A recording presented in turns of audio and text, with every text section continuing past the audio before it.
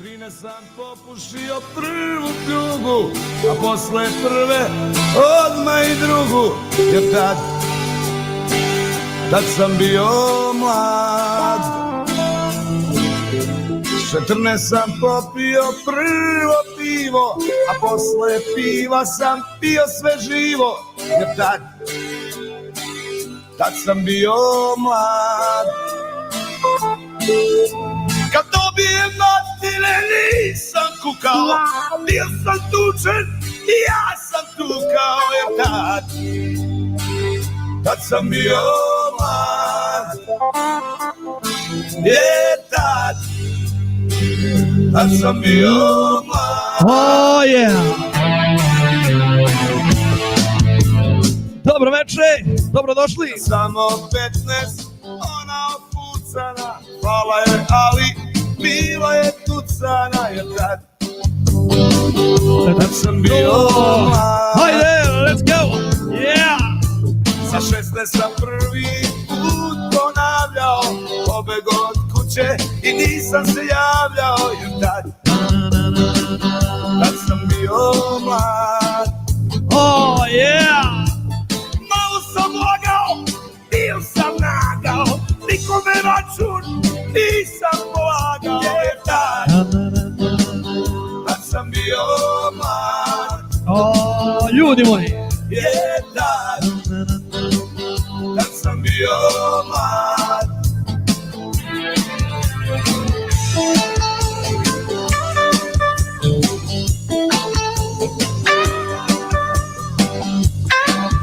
Monday night it is.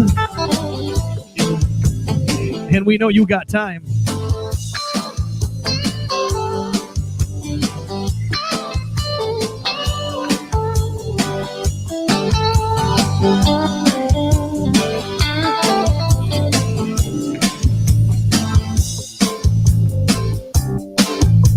Sa 13 sam popušio prvu pljugu, Oh yeah.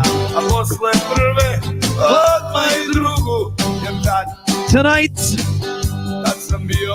naši specijalni gosti za vas večeras sa 14 sam popio prvo pivo, a posle piva sam pio sve živo, jer tad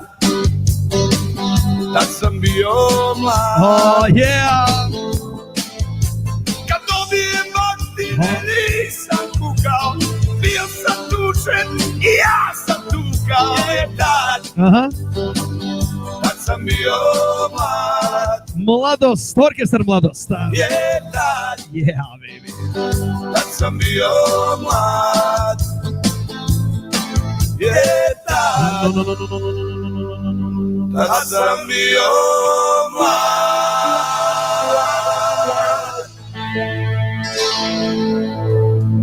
Forget it. All right, ladies and gentlemen, dobro veče, dobrodošli. Welcome to Got Some Time. Got time, right? Naravno, ladies and gentlemen, za vas večeras po specijalnoj želji, right? A lot of people have been asking, we got to know about the history of music in Chicago, kako to sve ono ide, kako je to bilo. Well, you know what? We did it. We did it last week. We started with Danny Danilovich of the United Serbs, and we're continuing this week with none other than Orkestar Mladost in this COVID-19 world we live in, ladies and gentlemen. And there they are. Look at that. Oh, my goodness. Look at that ekipa. Oh, my goodness. Sve više i više. Kaže, hi guys, dobro veče i dobrodošli. Dobro večer. Okay, now this can come off. They're ready for a COVID-19 world here. Because it steams up your glasses. That's the problem. Joining us this evening, ladies and gentlemen, I think they should introduce themselves. Let's do that. Let's start with the single screen right out of California. Milan Vesmar. Huh? Milan Vesmar. Milan Vesmar. Where you living? Where are you calling in from? In San Ramon, California. Small suburb east of Oakland, north of San Jose. Bravo. Super. Thank you, Milan. And here we go. Look at these guys. If you don't know who they are, well, I'll tell you who they are. I'll do it. The guy's drinking. This is what is known as the latest version of Orkestar Mladost. Right in the middle, we'll start with Duško Trajković. Mr. Trajković, dobro veče. Dobro večer. Dobrodošao. You want to introduce your colleague to the left and right of you? Sure. Ajde. To the left of me, old friend Bobby Bulatovic. To the right of me, Johnny Hamilton. Johnny Hamilton. And ladies and gentlemen, Jokers to the right. what do they call him? Any nickname there? I know one. Well, I don't know about Bob. Johnny's a hammer. The Hammer. The Hammer. DC Hammer, čoveče. Hammer. Hammer. Dragi moji, prijatelji, first of all, thank you all for joining me this evening. Thank you for allowing me to interview you guys and remind people of what it was like once upon a time, right? And we'd like to start with just a few words of just to find out odakle ste, ko ste. People have heard of Mladost. I know I have. You are part of my Mladost as well. But I don't think they really know ko, šta, kako, and all those details. So let me start off with Duško, you first, if you wouldn't mind, and tell me a little bit about you. Were you born in this country? Did you come over? And if you did come over, what year did you come over? I came to this country in 1967. Actually, it's going to be May 23rd is the anniversary with my parents and my sister, and legally. Thank you for clarification, ladies and gentlemen. Yep. But I was born just outside of Belgrade, a small town called Dobanovci. Bravo. It's about maybe 5 kilometers from the airport. Right next to Surčin, right? Like absolutely. Right, yep. Right. Great. Mr. Bulatovic. Yes, sir. Did you come on over? Were you born here? What's your story, sir? Born on the north side of Chicago. Where? North side of Chicago. North side of Chicago. Whereabouts? What cross streets? Do you remember? California and Bryn Mawr. Foster in California. Maybe it's better. I think there's a Greek church there called St. D's, right? Yeah, but I lived right across the street from St. Hilary's. Oh, yeah, I don't like that name. North Park College. I was right there. yeah, got you. And so you were born in Chicago. Are you first generation born here? No, second. My father was first generation. Get out of here. Nope. I did not know that. Wow. Druga generacija. Wow. Okay, and then we go over to the Hammer. Johnny Hamilton. Sir, were you born here? I was actually born in Terre Haute, Indiana. Oh, if anybody knows where that is besides me, that's the bonus question.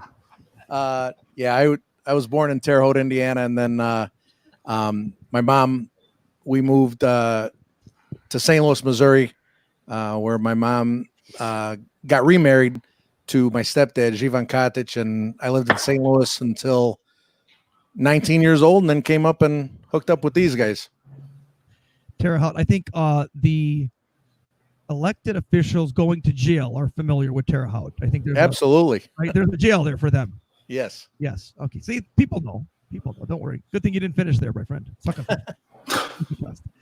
And last but not least, Mr. Vesmar. South Chicago Community Hospital, south side of Chicago. South. First generation.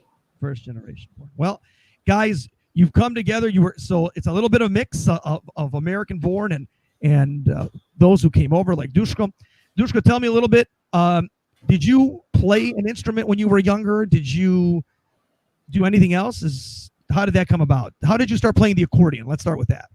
I always liked music, and my dad bought me an accordion while we were still back in Yugoslavia. I would say 1965, and I actually started learning how to play the accordion. And after a few months, my mom and my sister, we had to immigrate to Austria, where my dad was already preparing paperwork for us. So that kind of fell off the side. And we lived in Austria until 1967. And then when we got the approval to come to the United States, then it was that wasn't the biggest priority. It was learning the language and, assimilating into the society and dealing with the school issues, typically, 4th, 5th grade. it was after about a year and a half that I started to go to music school and learn how to read notes.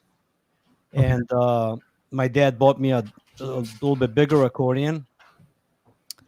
And in the meantime, after about a year or so, our church, Saint Simeon, decided to have a full-blown orchestra of accordions, guitars, bass players, drummers, and stuff. And there was a lot of kids.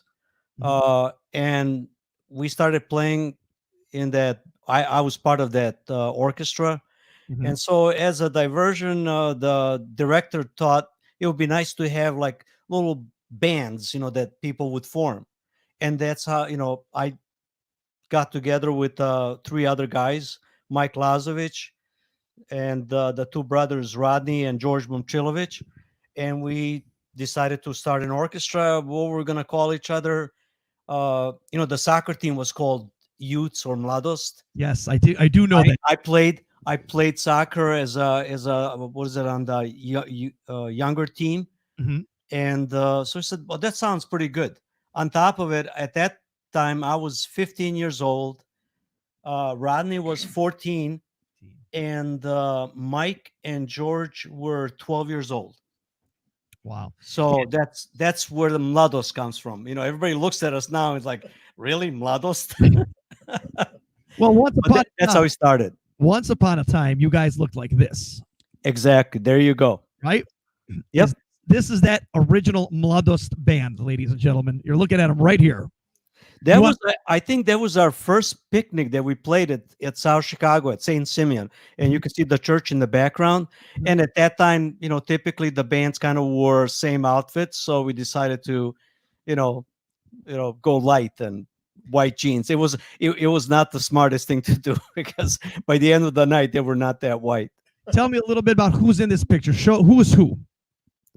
Well, you got in the foreground is Mike, and then George is the one that's kind of looking, that has their profile picture. Mhm. His brother is right behind them, and then I'm there with the glasses. So you're on the right side of the screen here, right? Yeah. Bravo. And then there's another young picture of the young Mladost group right there, Equipa, Yep. right? Mm-hmm.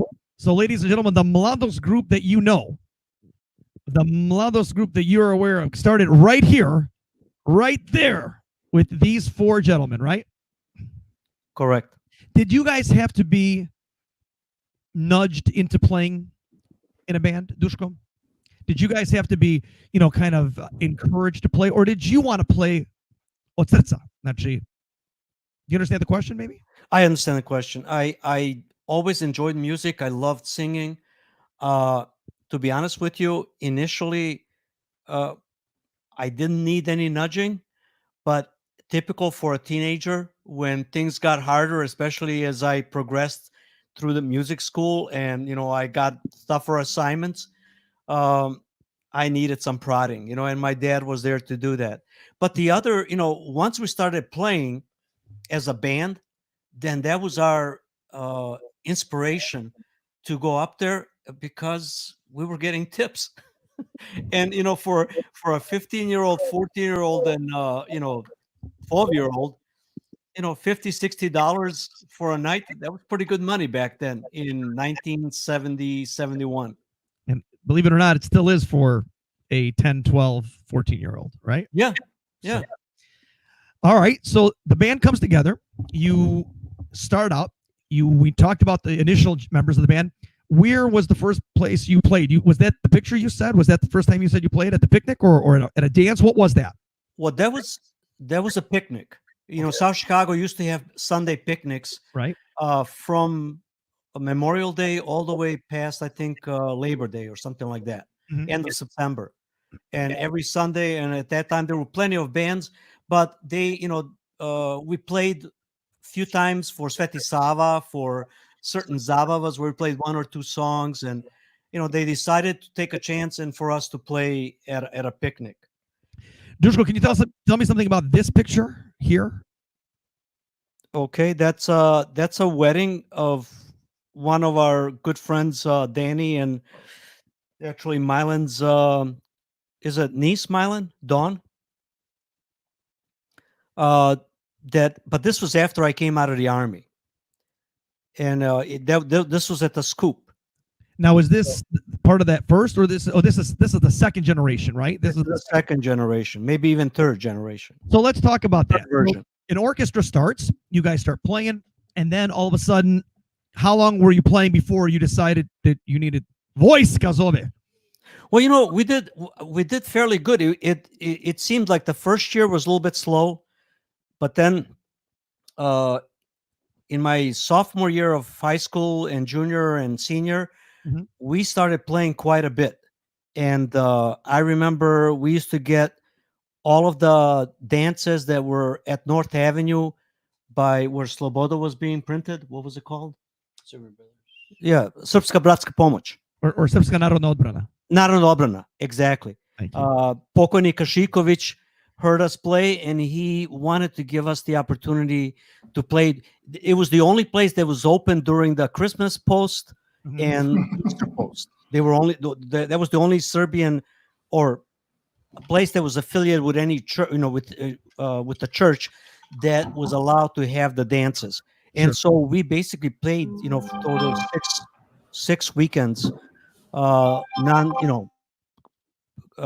constantly. And then we got a few jobs as Sveti Nikola. There were small jobs, where we played after church and stuff, St. Stephen's, but mostly in South Chicago. Got it. So all of a sudden, you decide to go to the army, right? Is it you enlisted? Oh, Vesmar, we got too much noise over there, my friend. All right. Dushko, you enlisted in the army, is that correct? Yeah, Rodney and I decided to go on a buddy system. Okay, either right? One of those. Yeah, we said, this is probably the best thing for us, and we enlisted in April of '75, which was our senior year, and we went in the army on August 23rd.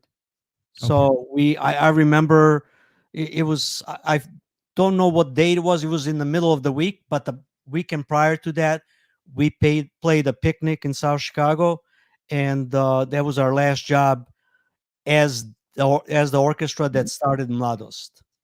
Because after 3 years in the army, Rodney decided to stay in Georgia. That's where he was stationed. I was stationed in Louisiana.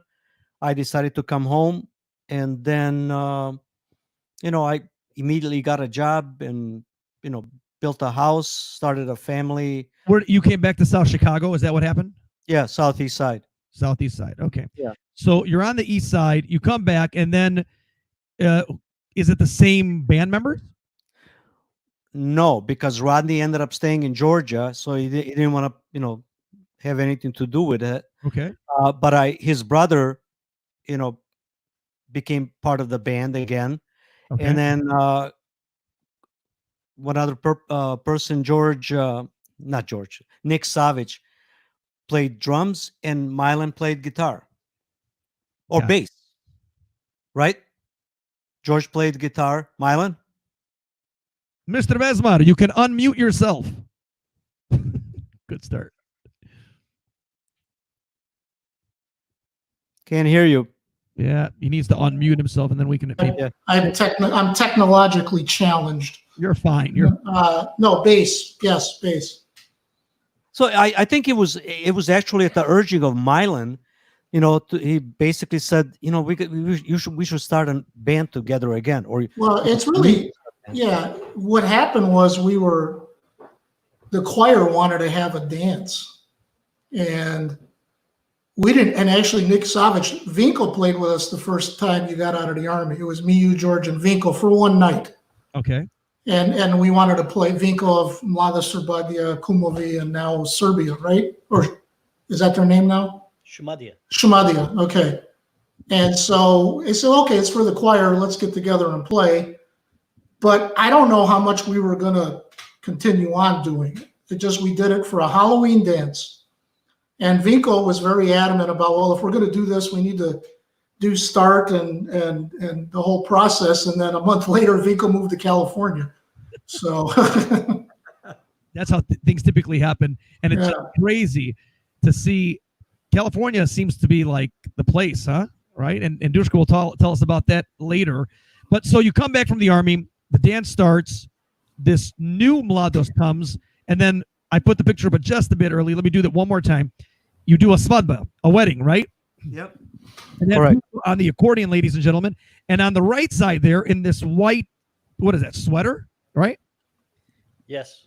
That is, guys, that's Bobby Bulatovic. On gleda kako Duško svira. Huh?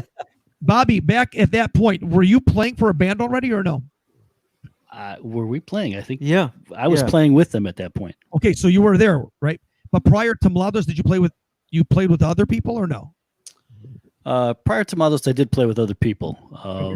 For example, any bands that we would know? No. I started a band with Milo Stevanovic, Vojo Duvnjak, and Nick Ivanovic. Those guys are from Indiana Harbor. Mhm. We played for a little while. I played a little bit with pokojni Dragan Vješčica. Okay. And then at that point, I actually was at Gračanica, and I don't know why we were there. Was that So it was a sukkah convention. what it was? That's what it was. Your mom had put the thing together, and they said, "Let this kid play drums with us." Well, they wanted you to play, and then you guys said we don't have a drummer. Yeah, or that, maybe that's what it was. Yeah. And then you guys said, and then they said, hey, let this, this guy will play. He can play drums. Got it. Yeah. And then, Mr. Hamilton, how did you come into the picture?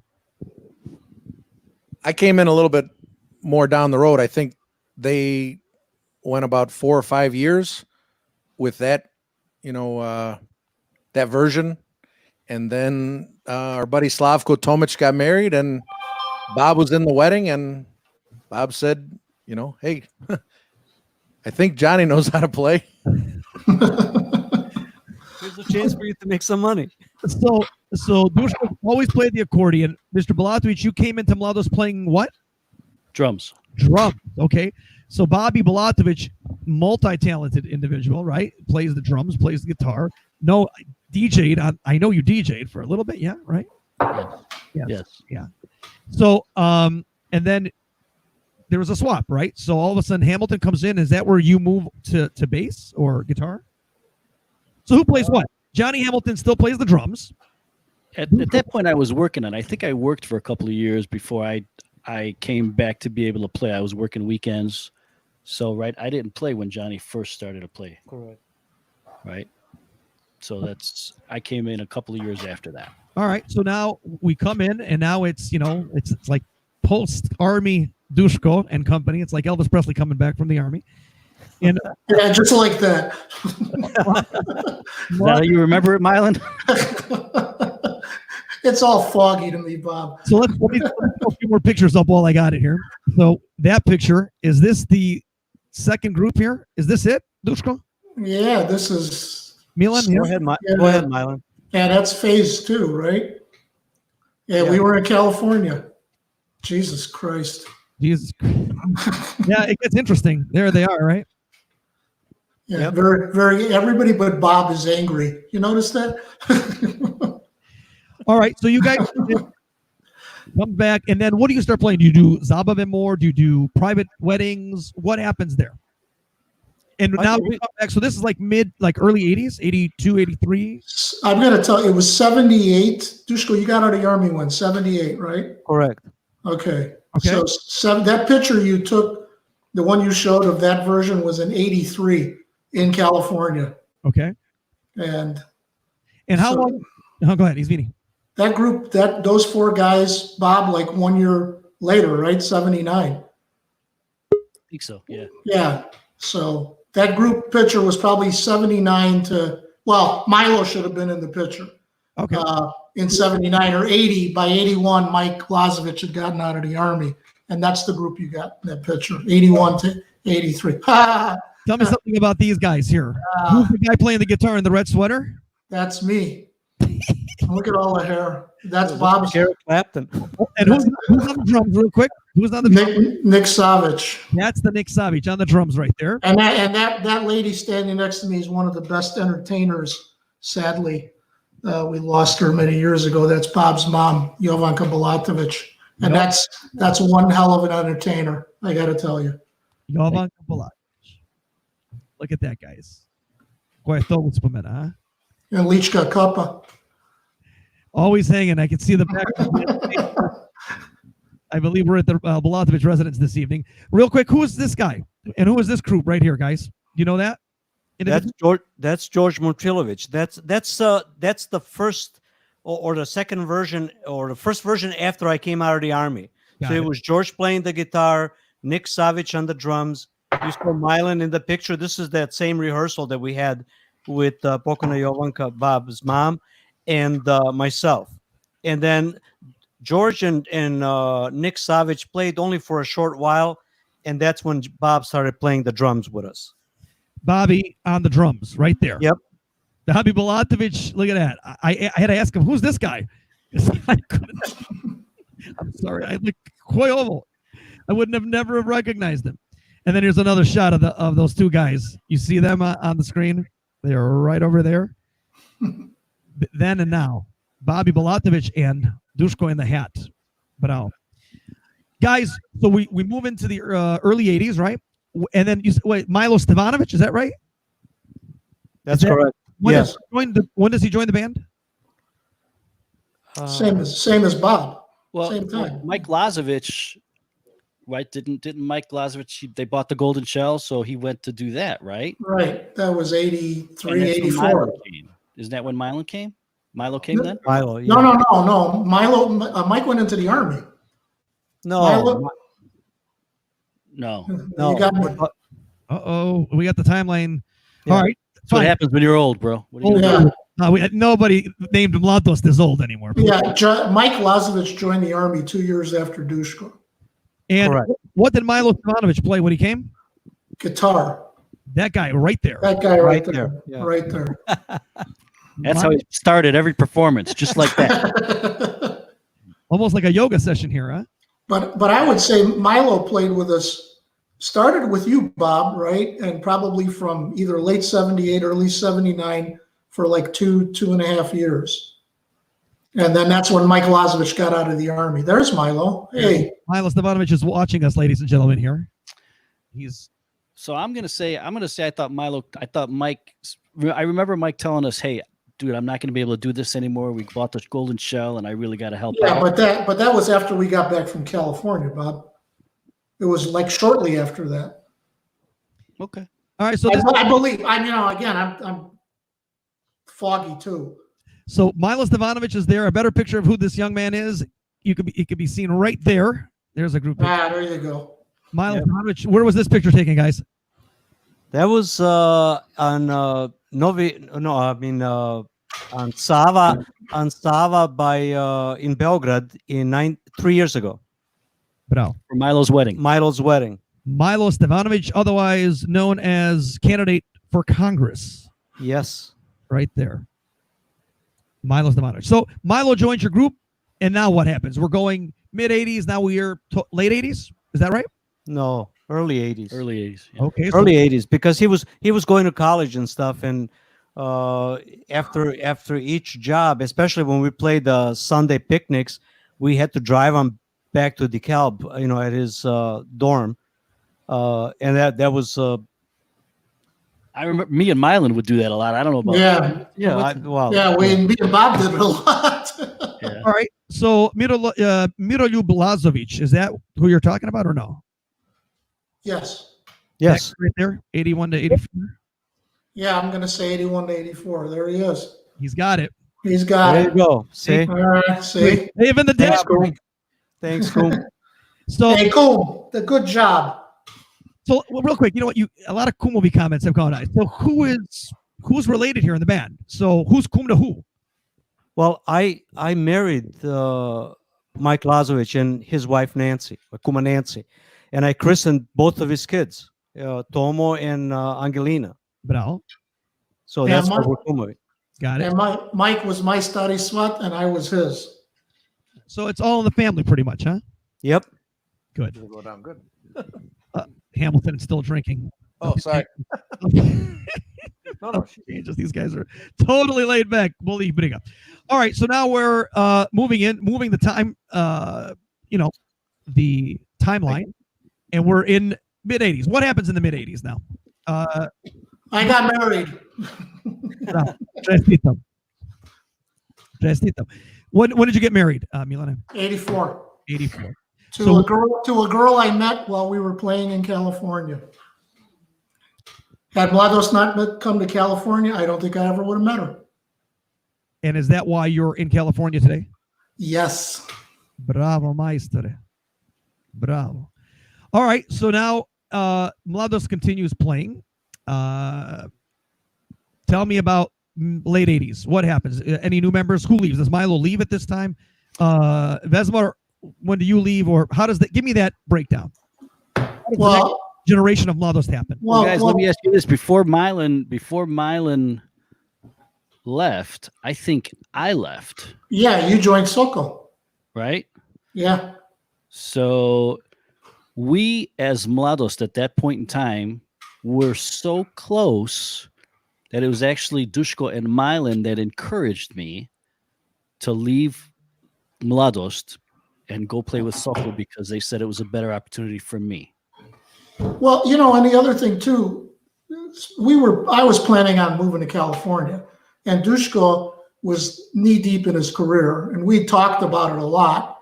And there was a certain unity, Mike, Duško, me, and Bob. I think it was pretty apparent when we played. And I don't want to get into the deep future because we talked about this a little earlier last night. Mm-hmm. That same unity and I think fun is the best word, is what you see when you see Johnny, Duško, and Bob. Mm-hmm. And I think the four of us had that. Mike going to work in a restaurant, committing himself to that full time. Duško committing himself to his career, me leaving. I think it was a great opportunity for Bob to join Soko. And let's identify, to those who don't know who Soko is, Soko was the band of the time. Is that correct? Or yeah, I would say they were the active. number one band. They were active, right? I always said they were the best. Let's just call us all kid bands, because there were adults playing at Zabavest, but bands that started out with people in their teens and 20s. My opinion, and again, everybody's got an opinion. They were the best band as far as musically, repertoire. They were good. They were very, very good. So Bobby Bulatovic joins Soko as a drummer, Bobby? Yes. Okay. Duško and okay, is this where Hamilton enters the scene? Well, I kind of come in on a little bit later. What happens now? Bob had started working at the Ramada Inn, and he was working nights, and so I basically, at that time, from St. Louis, I had moved up here, and being having the great goals that I had, all I really had as a goal coming out of high school was, hey, I want to play in a Serbian band and move to Chicago. But that worked out pretty well. And then, I got up here and Bob couldn't do it. So it was Duško, Mike Lazovic came back at the time for a bit, and Alex Georgievich, right? Does that sound? Yeah. And then, not too long after that, Bob's schedule changed, and then he came back as the bass player, which it's always been fun being the second best drummer in your band, but yeah. And then everything kind of just took off from there. All right. Well, so now we move forward. Let me show a few more pictures that I have here, and timeline is going to be off, guys. So oprostite mi molim te. So right there is a picture. What year is this? 2000. This is way later, right? I think that's damn.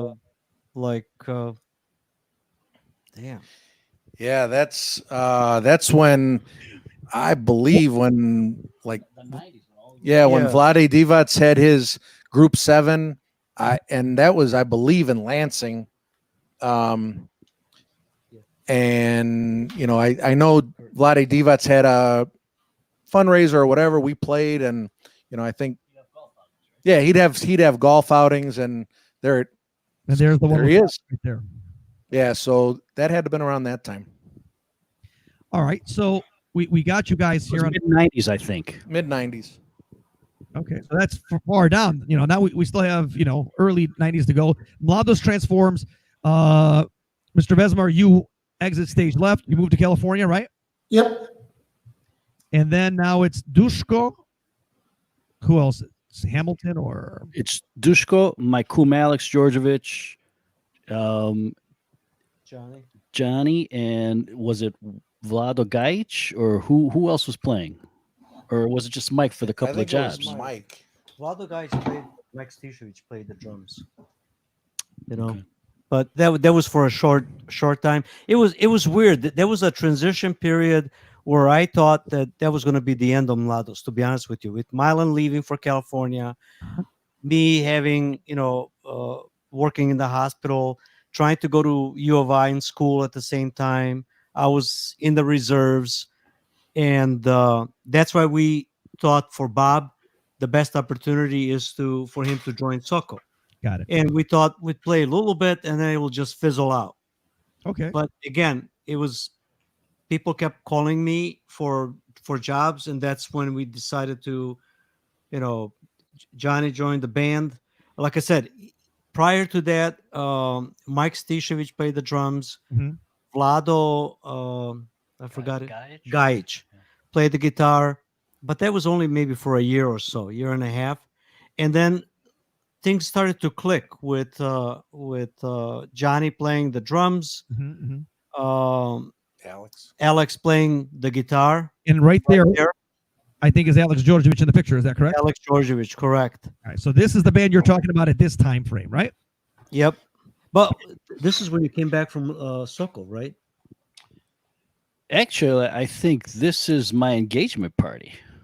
Oh, was it? Yes. Okay. I came back in 1990. That was my first job back. So we had Alex Trulovic from Shumadia confirm, because he also played in Soko, that Soko ended January 1st, 1987. So it was New Year's Eve, 1987, right, Bobby? 86, correct. 86 on New Year's Eve to 86, 87, right? Mm-hmm. And so what do you do in that break of 3 years? I'm working. I worked at a hotel by O'Hare, and I was just my weekends were taken up by that. I didn't have the schedule that allowed me to play. And you were still living on the north side, yeah? No, actually, I was living on the east side. Yeah. Okay. You just kept getting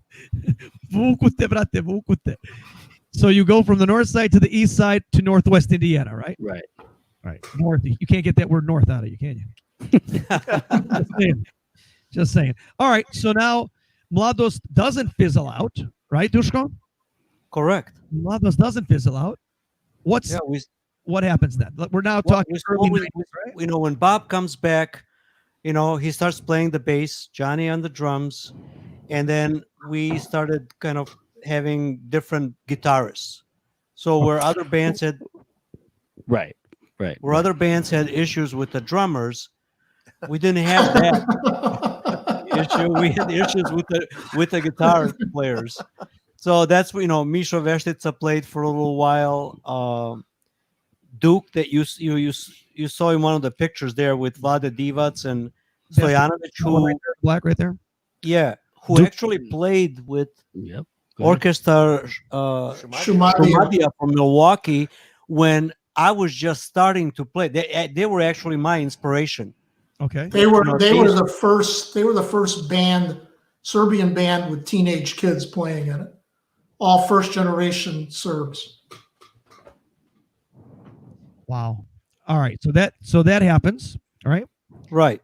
And then, Duke played for what, 3 or 4 years or something like that. Mm-hmm.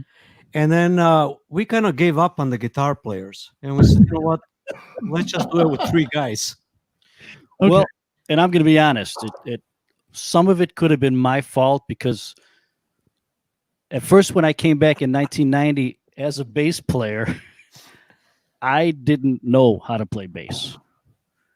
And Dushko and he was very encouraging. Don't worry, you'll get it, and take your time. And so our first job was in Windsor, Canada, for a golf and tennis tournament. And Dushko said to me, he goes, "Don't worry, if you get lost on stage, just ask Alex." So I said, "Okay." And he goes, "And if Alex, you can always ask me." Dushko said, "You can always ask me." I said, "Okay." So we're playing for the dinner portion of Saturday night. Uh-huh. And Dushko's famous for going into songs that we've never played or never practiced. No matter how much he tries to tell you he plays, he does this, we've practiced this before.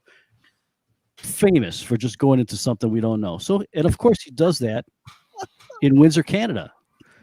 So I immediately turn to my Kum Alex to find the chord, and I see my Kum Alex leaning down by his guitar, going like this, trying to hear what the song is, because he doesn't know it either. So I try to be casual and now walk over to Dushko to ask him what key we're playing. And I look at Dushko, and Dushko famously sings with his eyes tightly shut, so I can't ask him either. At that point, I just decide to drink more and wing it. Okay. And you did. And that's it. But so what happened is I got more adapted to the bass. Mhm. I got a little bit more, I asked a little bit more of the guitar players. Okay. Because now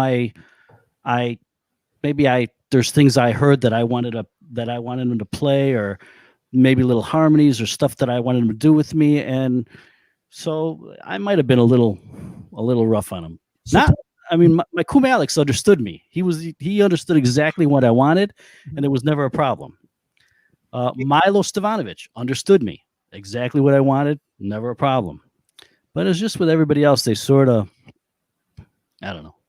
Maybe I was a little unorthodox. Let's speak about unorthodox. One of the few bands that I remember playing English music, English songs. That was that job right there. That's where it started. In the repertoire, right? So tell me, how does that come about? Like, I remember my favorite song is Cernovino. I've told everybody that, the world now knows. I remember your Cernovino. And then I remember once, I think the first time I heard it, I was like, what's this? This isn't Cernovino. All of a sudden, I'm listening to an oldie that my dad listens to in the car. And I think it's Del Shannon's Runaway. Is that right? Yep. And then I'm like, oh my God, what is this? Like, wow, this is kind of cool. So how does that come about? Who suggests it? Who? Кой предложил? So at that same 1990 Windsor job, after I've begun to really drink heavily because nobody's telling me any chords, we play chicken, Colo. And during the hi-hat part, for some reason, I guess my Kum Alex used to play a little bit of Taking Care of Business, and then they'd go back into chicken. So when he started playing Taking Care of Business, I just started singing it. And that's how that all started. So that was your first song, Taking Care of Business? Yeah, there was no talking about it. We just did it. Yeah, and then after that, I don't mean to interrupt you there, but after that, it was pretty much, anything Bob and I heard that was anywhere remotely that we could fit it in, we were doing it or trying it, and not all of them worked, but I mean we tried anything and everything to make chicken a little different, and then that eventually led to Cernovino, doing that. But yeah, that's all right. So, but when you said it didn't work, what didn't work? Like, where did it not work? Where did this not work? Right? Because every time I heard it, it seemed to work, and people were singing. They're dancing a colo, singing an English song. Where did it not work? well, maybe we should say there was things that we thought didn't go as well as other things. So we tried it once and maybe we just forgot about it. Got it. So we actually put in, besides the hi-hat part, we actually try to put in a little tidbit of some kind of American song in another part of chicken, just as a transition part. And sometimes it really didn't work for us at that point in time. But I mean, you guys had a sound also, right? There's a sound that's typically attached with the band, right? The mixture of English Serbian was another example of the Mladost sound, right? Was there any internal conflict when it came to playing English songs? Duško, you're awfully quiet here, so I because I talked a lot about the beginning of the band and everything else. I wanted to give Bob and Johnny an opportunity to chime in. And, since they're younger, their memory is a little bit better than mine. Not much. He told me not to talk too much. But I was never opposed to doing something different. And they can say if I'm wrong or not. One of the things that I always enjoyed, everybody that joined the band, I mean, Mylon was the only band member that was older than me. Everybody else was always younger. So it was, kind of injecting new ideas, new energy into the band. And I really appreciated that. The other thing that you have to remember, back then, when Mladost... Thank you, Danny. Yeah. When we were playing in the 80s and 90s, you didn't really have DJs. So we ended up playing like a set of American stuff. Okay. And especially like when Milo and Alex played as the guitar players, we played a lot of stuff. I mean, every time I sit on my patio in California and I tend to listen to a good oldie station from LA, there are so many songs, and I would tell my wife Natasha, I said, we played this.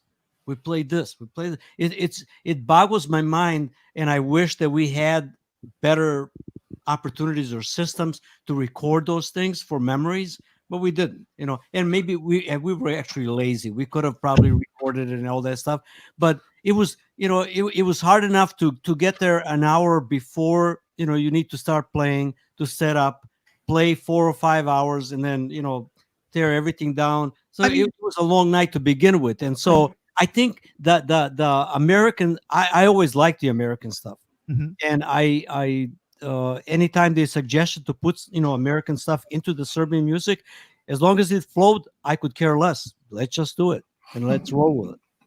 Hey, you know what? Can I interject one real quick thing here? Sure. And I've got it on tape somewhere on a cassette tape.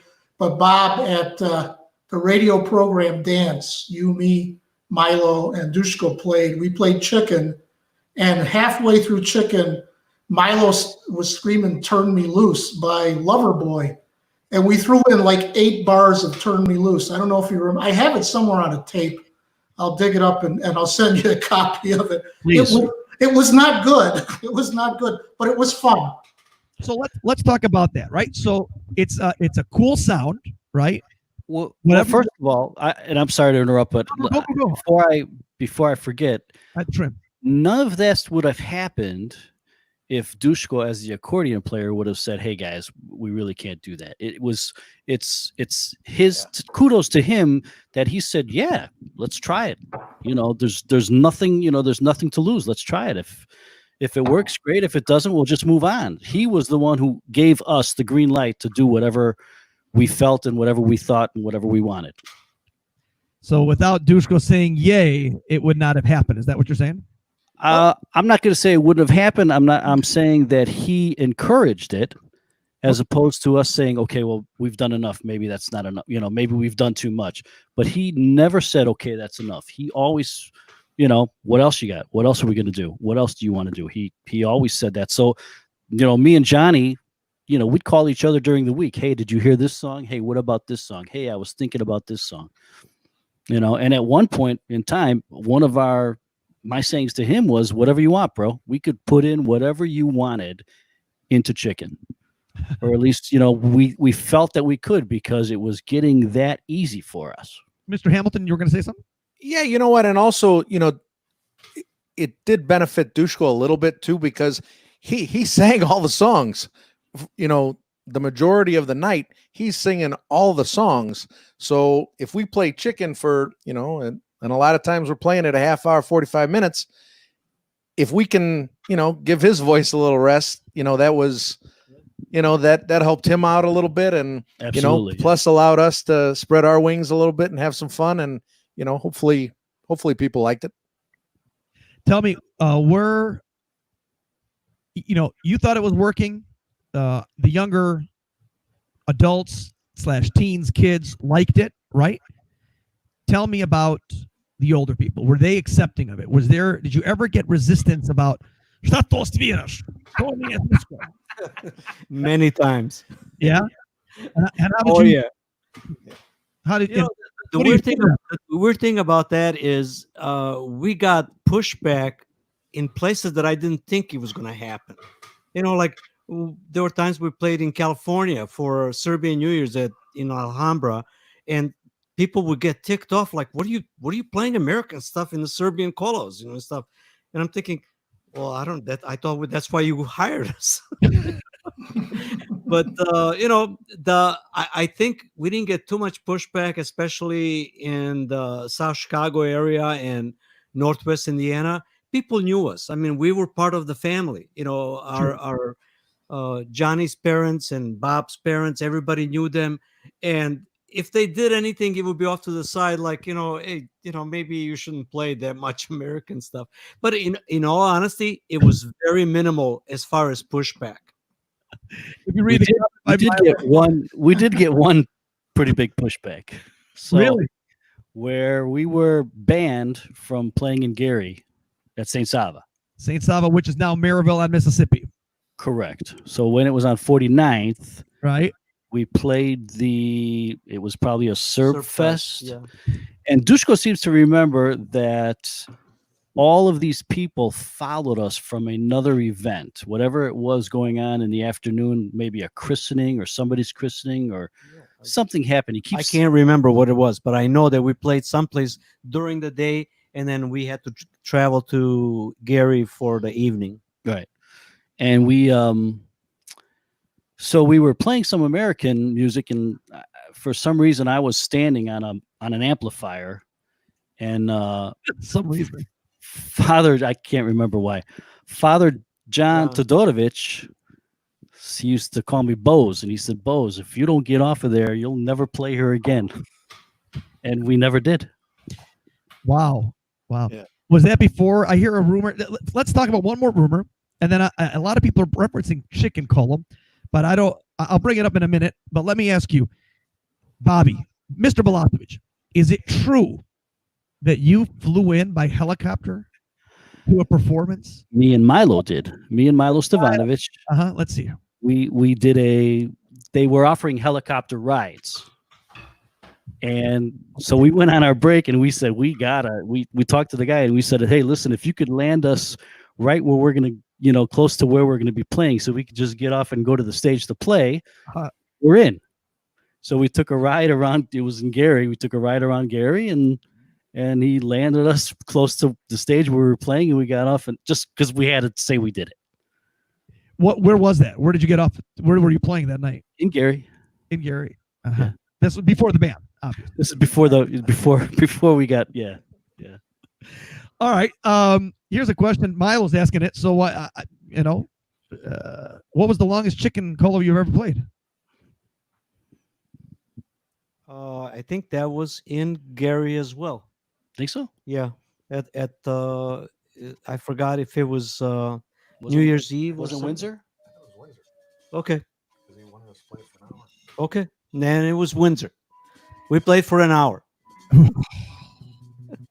Well, since we mentioned it, this is one of the few recordings I have of you guys. Let's hear it. We're going to take a quick music break. Chicken Colo by Mladost. Yeah. We'll be right back. Get your drink, folks. We ain't going anywhere just yet. Oh, yeah.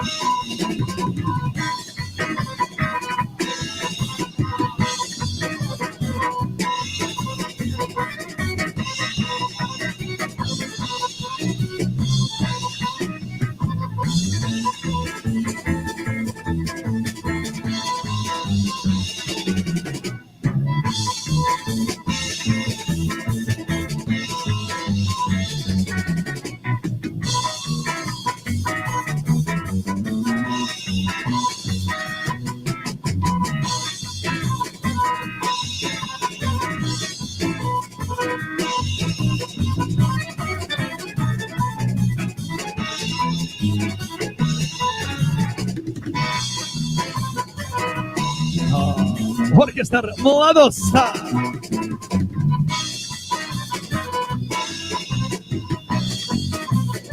Oh, yeah.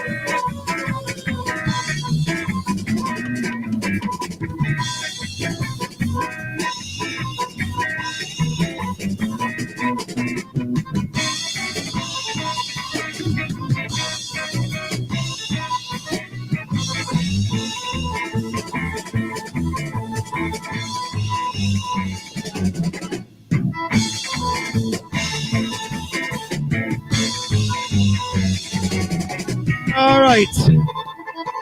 Chicken Kolo. There you go. Mladost za vas. Once upon a time. All right, back on the screen with me, ladies and gentlemen. Orkestar Mladost. All right, so that was a chicken version of you. Now, a lot of people are asking, and I thought it'd be right to ask, right? They're asking about Chicken Kolo. And do you guys, we heard before, can you guys tell me who came out with Chicken Kolo? Go ahead, Milo. Actually, Shumadia played it first out of Milwaukee, right? And I don't know the original name of the Kolo. Their accordion player moved to California, Alex Knezovich. He told me one time, I hope maybe somebody knows Alex, but there is a name for the Kolo, not chicken. And then it was probably 71 or 72, Mladost Surbadia started playing the Kolo, and they originally added that hi-hat opening part. And I don't know. Because the Shaft movie came out. Yeah, that's right. That's right. And that's how Shaft started. Yeah, and so he used to play it, and there was a tendency for people to run around the hall during that hi-hat part, but originally people used to just kind of shimmy. And then, I don't know, Bob, when it happened, but somebody brought a rubber chicken to a Zabava when Mladost Surbadia was playing, and they used to throw around this rubber chicken, and it became Chicken Kolo. Wow. I would think that between Nick Turillo and Vinko, one of them decided to do that, but I don't know. I'm not really. Yeah, sure. I don't know exactly. But that's, but I remember them playing chicken before Nick joined the band. But while we're talking about Mladost Surbadia, I would be remiss in saying that Vinko was my inspiration to be a drummer. I like other people before or during, Watch Johnny or used to watch me, I used to watch Vinko when I went to a Zabava.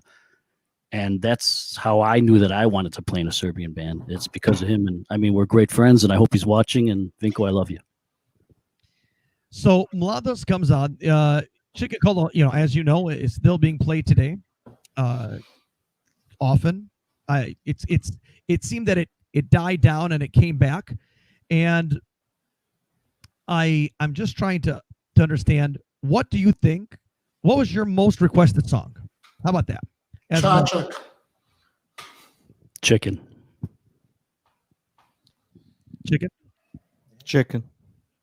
I just remember little kids running up to the stage screaming, "Can you play Cha-Chuck?" That was...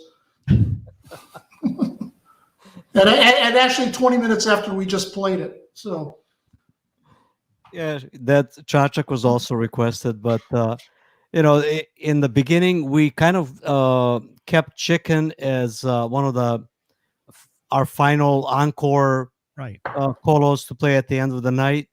And there were times where you couldn't avoid it. I mean, they were asking for it, and we would be in the middle of a dance in the evening, and then we would play it again at the end of the night. As you notice in that version, there's not a lot of American stuff. There's a lot of that guitar rhythm that Mylan played, and I think everybody else played, but Mylan played a great job on perfecting it. And then the only thing at that point we interjected into the Chicken was Mylan playing his. There was a solo portion. It was afterwards that we started putting American stuff in there. What would you say your favorite place to play was? Favorite location? You got called back, I'm sure, regularly, right? Where did you guys like playing the most? Thinking about that, I think it was more favorite jobs that we played. I mean, the place to play, we were thinking about, we were talking about it today at lunch, that we always sort of like the smaller occasions and the smaller venues. But I'll tell you, we played was it a golf tournament at Redwood Drive? And it was basketball. Was a basketball tournament at Redwood Drive, and that job was still in our mind one of the best jobs ever that we had. SNF? That was SNF and 1993. Absolutely. I believe there was. Do you remember the police? There was at least 4 Chicago police officers in front of the stage. I thought that was the greatest thing that ever could have happened to me that year. So did we. The small hall. I mean, I was like in 7th, 8th grade. The small hall was that little small hall they have. All arcades. It became an arcade room.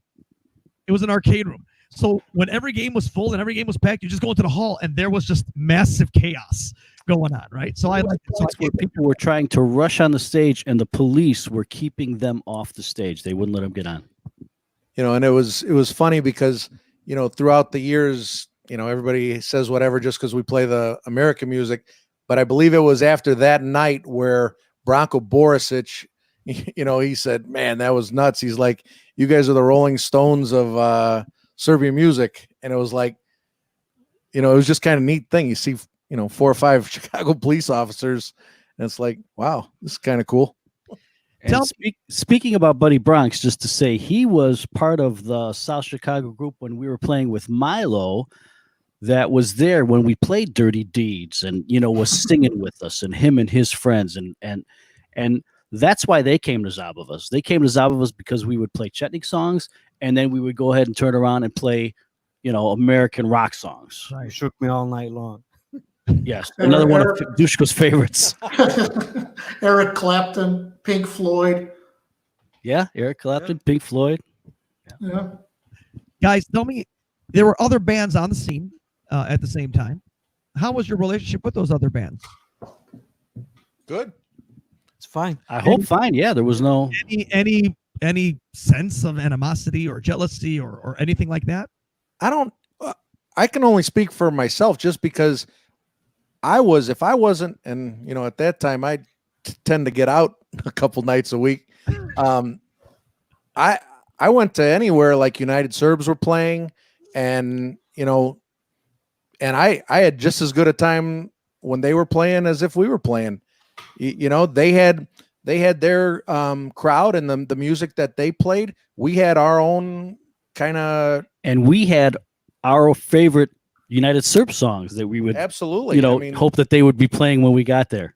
You know, we absolutely respected everybody else. That was their own thing. We've never professed to being the best. no. We just wanted to go out and have fun, and people to have fun with us. What was your, you mentioned that. So what was your favorite song to play personally? What did you guys like playing? What was your favorite song to play? Duško? I don't really have a favorite. You know, it's almost like, you know, when people ask me, "What's your favorite food?" or whatever, or, you know, meal or something that you like to eat. It just depends on the venue, on what the occasion was. I didn't mind playing anything. You know, and I didn't mind playing things twice or three times. If people enjoyed it, that was the important part to, you know, for me. You know, I always told both Bob and Johnny and whoever I was played, you know, sometimes they'll say, "Oh, we played it 2 times already." I said, it doesn't matter. If they want to dance, you know, it's not like we had our own stuff that we composed and, you know, like now we're at a concert. We're there to perform for the audience. And if that's what they wanted to hear, it's fine. I like I said, If you like Sven, that's fine. Bobby, Johnny, Mr. Vesmar? For me, a lot of the times I think it was if we had learned something new. So for a while, Lipet Svatu was one of my favorites. For a long time, Chicken was, because we were always trying something new in it. And we were trying something to do with it. Vranjanka, I think, is a band favorite because of the way we do that. I was just going to say that. You know, I mean, it's just, you know, there's certain songs that we've taken a liking to, and we sort of do it our own way, and it's become a favorite. And, you know, throughout the years, Marstadrino has been pretty decent too. I mean, seriously, I mean, we've kind of jazzed that up a little bit. Yeah, you're right about that. I don't know what's so funny. It's his personal. Mr. Vesmar. When I played with Mladost, I enjoyed playing Dr. Pepper. Probably the most fun colo to play for me, only because we would do these ridiculous little things every time we played it, maybe say something different. And there's playing the guitar part when Bob played the drums was really fun because he had a way of developing these cuts and these breaks, and then we play it again. And by the time we probably played it the 50th time, we were almost anticipating when Bob was going to cut and break, and we jump in. But I enjoyed playing that colo. That's probably my most favorite thing to play with Mladost on stage. So you've now told me your favorite song. You've not told me what you prefer not to play. Anybody have a song? A song that Duško springs on us that says we know this or we've played this before and we really haven't. Especially if it's got any kind of off beats and cuts that we've never or heard. Tempo changes and he thinks that we know it and we don't. yeah, I apologize, guys. A little late. Thanks. I know. That's not a song that you didn't like? I don't know if I have. Again, that's another one that I don't doesn't come to mind. But there are some dances like Pajduško or Rečenica that it just doesn't resonate really well with me. Because we don't play it often. Yeah. Right. We don't play it a lot, and all of a sudden it's something a little bit of a challenge. And at this point in time, we want to take jobs or gigs or whatever you call it that are easy for us. That we just want to have a good time. We want to enjoy each other. We want to have a few drinks and some laughs and have fun with everybody. And a lot of those songs, though, like Rečenica and Pajduško, they're monotonous. It's just the same thing over and over again, where that doesn't, Bob and I like to, what can we do to make this song different? How can we make Duško give us a look? Like, hey, I don't know about that one. Yeah, we really, I think we tried to maybe think about putting some American stuff in there or jazzing it up, and it just didn't work. There was nothing we could do. I wasn't thinking about American stuff. I just didn't. we don't play the song. It was something he sprung on us, and he tried to, hey, you got to learn this song. Okay, like, I don't want to learn a new song right now. But was there? Would you guys? Okay, so while we're doing this, I'm going to invite people that are listening and watching us right now to in the comment section tell us what your favorite Mladost song was. Right? Your favorite song. My favorite. Here, I'll tell you right away. Some Novino that you guys played was my favorite Mladost song that I've heard, and it was the Runaway version that I preferred over California Dream. Right? So, tell me now. You look back. You never did anything. You guys never, as far as your own original material. Why didn't you guys come out with your own original material? Speaking for myself, music was just a hobby, and I'm getting it's hard to concentrate. I'm getting yeah, I can hear it too. A little feedback. It's not a feedback. It's just, okay. Now it's good. Now, yeah. For me, it was like Bob and Johnny said. It was for us to be together, have fun, enjoy ourselves. There were plenty of times where, we didn't feel like, or at least I didn't feel like going to play for a dance or for a wedding. Especially if you played on a Saturday and then you had to go back and play on a Sunday and stuff.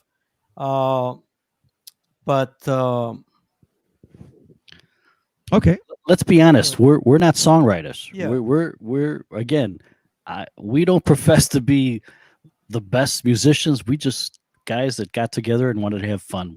We became great friends, and that's what it's all about. So you were jamming. This was a jam. Absolutely. Yeah. So none of you, just confirm, please. None of you. This was not your primary income. No. Absolutely not. No. Never was. Yeah. Any goals to? Did you have expectations to potentially make it that in the beginning, or did it off the bat you knew this was just a jam session? Never for me. Johnny wrote some American songs. We got together and did some American songs, but I mean, it was just really, again, yeah, it was something to do. A pipe dream. I mean, we didn't really, Vivian picture frame. For those of you who might remember that. Yeah, it was a chance, and we played with Georgi Ostojic and Milos Veshica and Pete Dobrijevic, but that was, and myself and Bob, it was fun, but we didn't have really the desire that you need to be to make it big in the business like that. We didn't have that desire. It was just kind of a offshoot of this stuff. Okay. So you come out with what? Why did you said you didn't want to record more? Do you regret not recording more now, looking back? I mean, I know you've got thousands of pictures. Because see, that's what you said. Really? You didn't say we had enough pictures. Man, Troy, I got like this, and then while we're talking, Milo's sending me more. I'm like, Milo, I can't go to it. It's not, but there's like, you should really put a collage of pictures up somewhere so people can at least relive their Mladost. So, but that's pretty good, Gordon. Thank you very much. Go ahead. When you say about the recording, like my dad would always tape us on this Sony cassette tape player, and that was, we had a lot of the, like, from 90 to about 94 or 5, we had those tapes. But I think recording, I think we did the right thing when we recorded the one CD that we did. It kind of separated us. United Serbs had tons of their recordings out. Yeah. We didn't want to, do something similar to what they were doing, and I don't know. Yeah, the whole point was everybody was doing Colo CDs. And my whole point was, when I brought it up and I said, dude, why don't we do a Chetnik CD? Why everybody's doing Colo CDs. We don't need another one of those. And I can tell you the CD that you do have, that one, the Chetnik one, I have a copy of it, and it's excellent. It's probably the best quality as far as quality goes that I've ever heard. Right? Well, you know what? We to be honest with you, we thought that was going to be easy. You know, the songs are not that hard, and it ended up taking quite a bit of our time. You know, being in the studio, and then doing the editing and sound and stuff, whatever afterwards. Uh, we ended up doing all of the design for the CD and the cover and all of this, and it just we didn't have that time. That's why I said this is not our primary job. You know, I certainly had many other things that I wanted to do. I wanted to, I was busy with work. I wanted, spend time with my wife and travel and everything else. And then, it was there was that one point where you asked about, other bands. In all honesty, we played so much in the last 2 years that before I moved to California, we probably had on the average about 45 weekends that we played. And so anytime that I didn't have to play, I really wanted to just stay home or go someplace else. So uh, it takes a lot of time. And the technology just wasn't there. It was, it's just like right now. I mean, you have everything. It's very easy to record. You can record it on your phone. You can do whatever you want. The little cassettes that they had at the time, the quality wasn't that good. It would either pick up, you know the drums or the bass or the guitar quite a bit, and because the PA system was always, a little bit higher up, it wasn't picking up the mix was not good. So what's the point of that? Right. And I wasn't going to spend my time in the studio recording this stuff. So now that we moved into the 90s, this is kind of the nucleus of the group right there, right? You guys. Yep. What happens next? Why does Mladost end for? You're like a cat. Like 9 lives here. You keep coming back. You keep saying you're dead, but you're not, right? You retired in 2003. Is that what I heard? Right here, baby. Hold on. Eno. I don't know. There you go. Tell us what that shirt's about. That's from our retirement party that Bronny and Nicole Samardzija held for us at their home. What does the shirt say? Mladost what? It says Mladost Farewell Bash 2003. And then on the back, what does that say? It says We want Mladost back. And then it's a picture of us all from behind. And everybody that was at the bash got that shirt. So no matter what you wore, you had to have that shirt on. Yeah, and it was really good. It was because it had all past and present Mladost members who could make it, and it was a great party. Thanks, Brian and Nicole. And I mean, we had people. Mylan flew in from California. We had people that came in from Canada. You're referencing the reunion, is that right? You're talking about the reunion? No, the farewell party. No, this is just our retirement party. Yeah. No, you didn't get a gold watch, did you, Bob? No. I think that's a hint right there, bro. Hint right there. Yeah. I think Mike Lazovich has the most. He remembers what he got for that. Oh yeah, he got a hell of a retirement party. So 2003, when you retire, you're supposed to stop playing. Guys, that didn't happen. That's true. Like I said, I didn't know that I was getting relocated until July of 2003. And so by that time, I was, like I said, everything was up in the air. And we had lots of bookings for the end of 2003 and even beyond. And we decided to honor all of those bookings. We tried not to take too many new bookings unless it was somebody that was a great friend of ours, people that we knew. And then, you say, okay, well, we'll take that booking. I'll be willing to fly from California and, play wherever we needed to play. But it turned out that, from 2003, even up till now, that there were times we had 7 or 8 jobs, and sometimes we had, 3 or 4 jobs, 2 jobs. It didn't matter. Somehow we still, get called to play for a wedding, 60th birthday parties, or Choir festivals choir in Milwaukee. festival. Yeah. The nicest thing is to play for weddings of the children whose parents we've already played their wedding. That was nice. Yeah. And if you take a look on the screen, Yelena Momi said she was devastated when Dushko moved, and I made them promise to bring the band back together for my wedding. Which we did. Which we did. Absolutely. Yeah. And I remember her basically, in tears and saying, you got to, I says, Yella, if we're alive and well, I guarantee you we'll play for your wedding. And we honor that.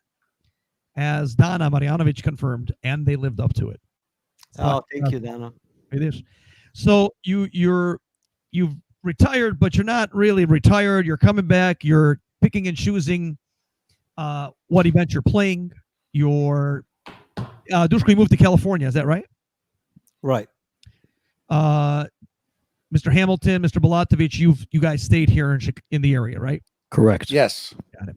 So you moved. You're still picking gigs. Dushko, when you come in, are you umoran? Are you still tired? Is it still? I mean, do you get that extra energy when you get back on stage? Does it? You know what I'm saying? Like, it does get tiring because you're out of shape. To be honest with you, when you played every weekend, it was not a big deal. The only pain that you felt was just the weight of the accordion. I mean, accordion is like 32 pounds, and having it on your shoulders. But within a couple of days, you're good. The next weekend, you do the same thing. But when you're doing it 3, 4, 5 times a year, it's tiring. I've started actually sitting down now, like on a stool, and that helps a lot. Taking the load off my shoulders. It does. That's a good idea. Huh? That's a good idea. I know, but I never liked that, to be honest with you. I even now that it's great for my shoulders. I feel better. I don't get tired, but I just feel like I should stand and do that. And I still get very nervous, and I always did whenever we played any job. That first set, whatever it is, we even playing for a wedding, playing March Adrino and things. Many things can go wrong, and it's after first or second or third song, then everything kind of chills out. We have 3 or 4 shots in between there, and then we're good to go. Dushko, you play the accordion. Why did you never transition to keyboard like most other people did? I was too lazy to learn how to play keyboard, to be honest with you. What's the I can play the right hand. I know. I'm telling you, Spaz, it's just weird. I think it's laziness, and I'm not gonna have any other excuse. People have urged me, saying, the accordion's too heavy for you. Why don't you just switch over to keyboard? And I never did. Dushko, while I got you on the accordion subject, tell me about a story. So, I mean, I hear all these rumors about Mladost, right? So you now have to ask Mladost to find out fact or fiction, right? Okay. Is it true that your accordion was once run over by a car? A pickup truck. It's true. Yeah. So me being in California, I do play on occasions with tamburashi. Mhm. There's a group of guys. They're really great guys, and I got called to play for a wedding. It was in Beverly Hills. We drive to this house. It's a typical Beverly Hills mansion, and Mhm. the guy says, "Can you just unload your instruments and then park your cars down at the end of the street or something?" Because the cars were dirty or something. I don't know what the reason was. So I said, okay. So I take my accordion out of the case. I put it at the end of a patio or driveway where it was at, and I go and park my car. And as I'm walking up the driveway, which was about maybe 200 feet long, one of the guys from Tambura band who had the pickup truck, he starts apologizing. Dushko, I'm sorry. And I'm thinking, I don't know what you're talking about. I thought he was going to say, that he told me how much we were getting charged or how much we were getting paid, and he made a mistake. And I said, Butch, it's not a big deal. I don't know what you're talking about. And then as we talked a little bit more, he says, I think I ran over your accordion. And I'm still in my mind, I could not grasp that. And I'm thinking, well, maybe he's just exaggerating. So we get to the top of the driveway, and I look at my accordion, and the entire bass side is just smashed. When he was backing up, he just didn't see it or whatever. And so then he called up his nephew, who also played accordion. He brought the accordion, and I ended up playing the wedding. It was really hard for me. But tu harmonica, right? Mylan, are you glad that it didn't happen with you driving the van or anything back in the day? I was about to drop some F-bombs. No. Can you imagine? Oh, no. I surprised myself that I kept my cool. He was so apologetic that I felt so bad. And we went through that night, played the entire evening, the wedding. And then he actually did something really smart. He reported it to his insurance company and said, they paid out. They wanted a estimate. So I contacted the Lapa manufacturer in Italy, sent the pictures. They told me what it was going to cost to repair. And lo and behold, like a week later, I get the check in the mail. You got to tell me, how much was that check? It was $3,800, something like that. And what year was this? I'd say about 10 years ago, maybe 12 years ago. Wow. So I mean, there's got to be other stories that you guys haven't shared just yet with crazy scenarios like a broken harmonica right before an event, right? And whatnot. I've had issues with the harmonica where the keys would pop, and there's not much I can do. The only way you can fix that is you have it's a wire that goes through all of the keys that you have to pull out carefully. Put that spring back underneath the key, and then put that wire back, and that's not easy to put through all of those keys. And I've had that happen. It happened one time in South Chicago, and I had to ask George Momchilovich. His brother had the same accordion as mine. They both were manufactured at the same time, and he went home and brought his brother's accordion back because his brother wasn't playing. I do remember a time when Milo's guitar was broken, and Mylan Vesmar had to fix it.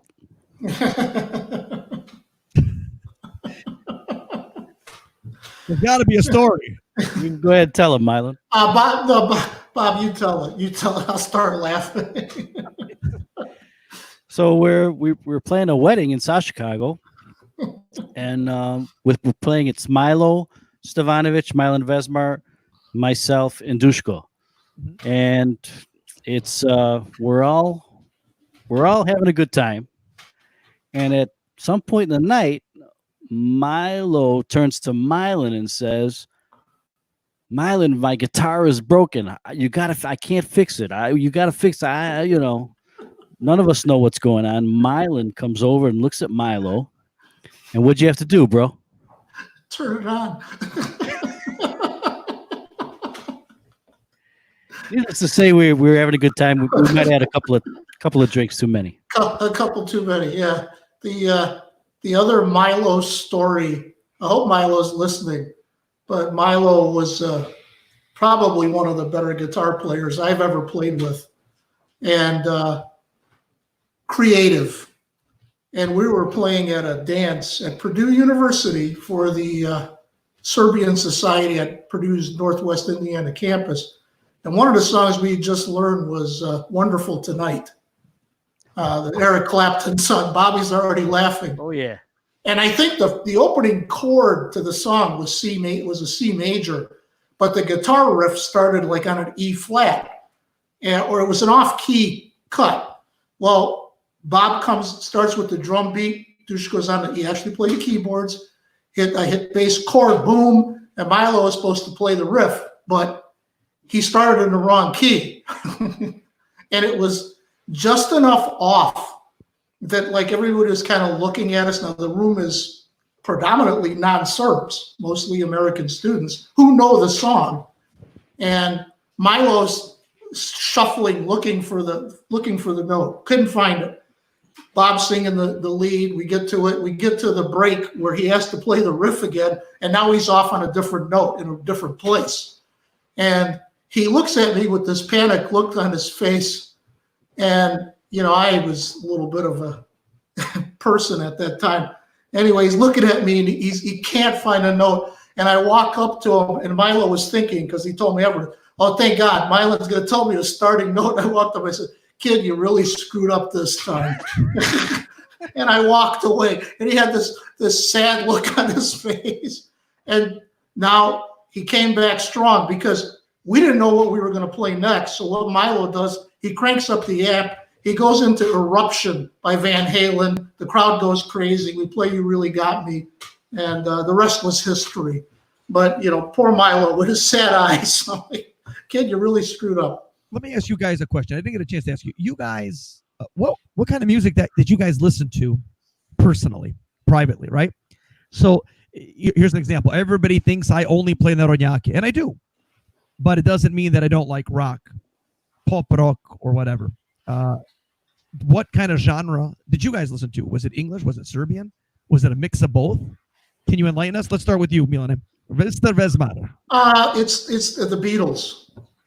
Started with the Beatles. I picked up a guitar because of the Beatles. So, and then on its way to rock and roll, different bands, Doobie Brothers, one of my favorites, groups like that. My first interest in Serbian music was actually playing tamburica, not playing guitar in a Serbian band. It was my uncle, Uroš Pokojni, who actually got me playing in a Serbian band guitar, and Uroš is Rodney from Vezmar from United Serbs' father.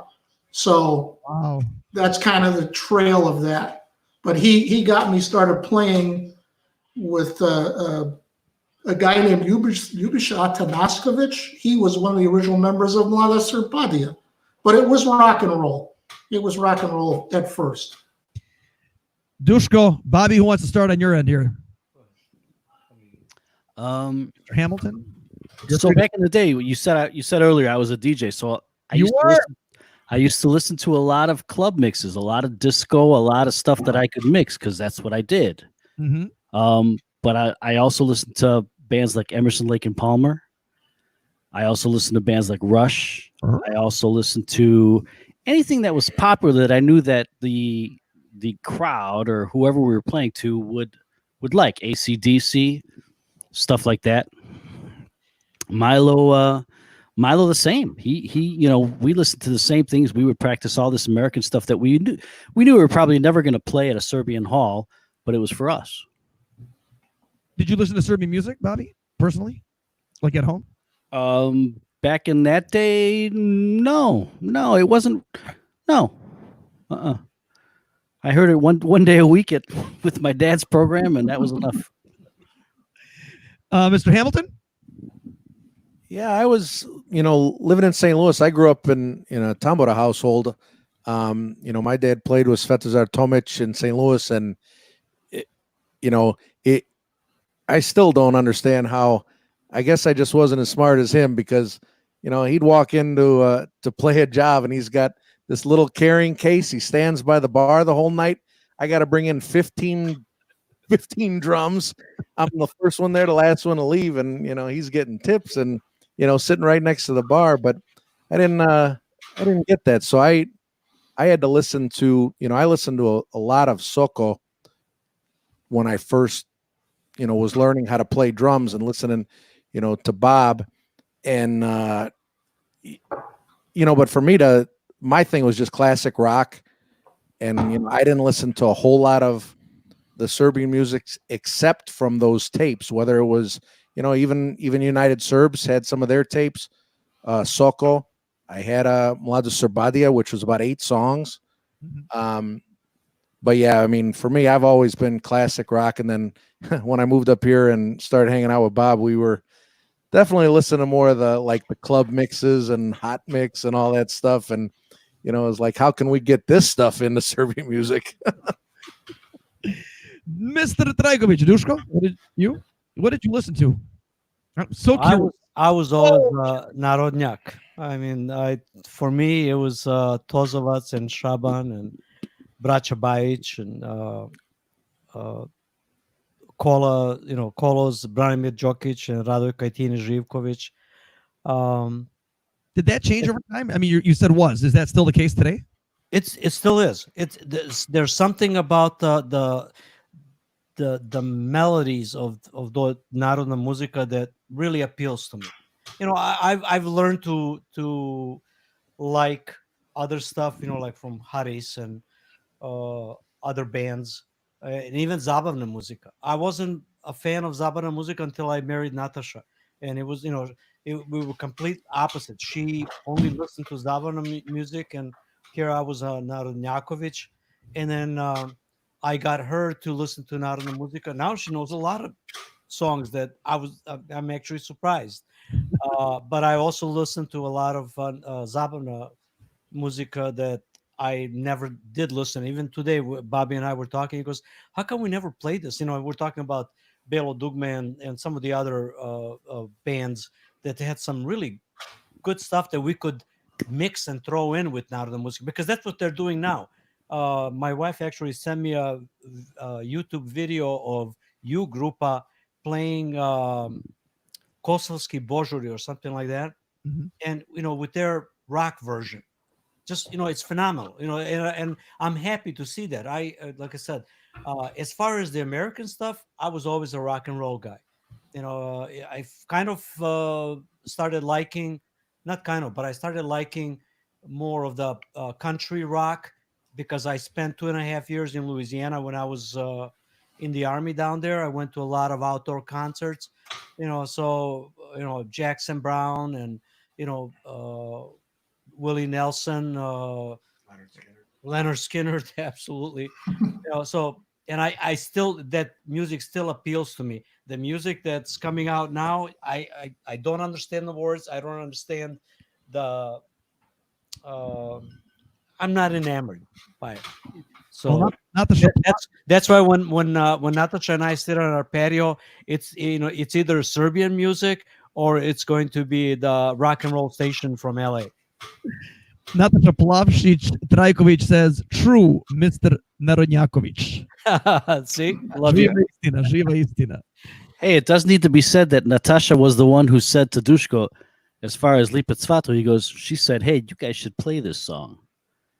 Because I think we might have been the first, Kolo band or whatever to start playing that song, but I'd never heard it from anybody else. And then Duško came up with this song and said, his wife said, "Hey, we should try to play the song," and I liked it and we learned it. Milo Stevanovic, who was also a member of your band, says that he listened to everything: Santana to AC/DC to ELP to is it Steely Dan? I've never heard that, by the way. Yeah. There were I listened to all of those bands. And Milo started me on Emerson, Lake and Palmer at camp at Sveti Sava. Wow, there's a history there, folks. There's an 8-track. He didn't say Scorpions, Milo. You didn't say Scorpions. It would have been UFO. Or UFO, yeah. Tell me, you said that you guys got banned from this is interesting, Saint Sava in Maryville. Were you not allowed to play anywhere else?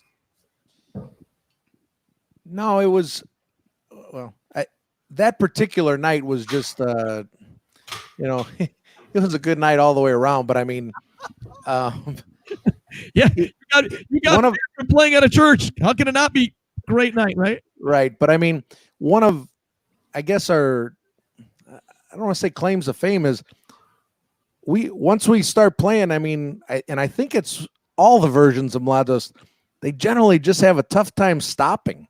Whether it's Yuya telling us to, shut it down at 114th or, Mila in St. Louis telling us it's time to go, we just, the crowd's going, we get going, and that's what happened that night. And we were playing Red Hot Chili Peppers, and it was, whatever it was, but one of those days. It was just one of those nights. How The Eagles, 1978. So, we're going. I don't think we were banned from anywhere else. So, he really stuck to his words. I guess being a priest, he had to. So, and you know what? That was okay. Yeah. I mean, none of us were mad. I wasn't mad. I love Father John, and I'd say kiss him hello every time I saw him. It was what it was, and it was fine. Tell me, as far as since we talked about being banned, right?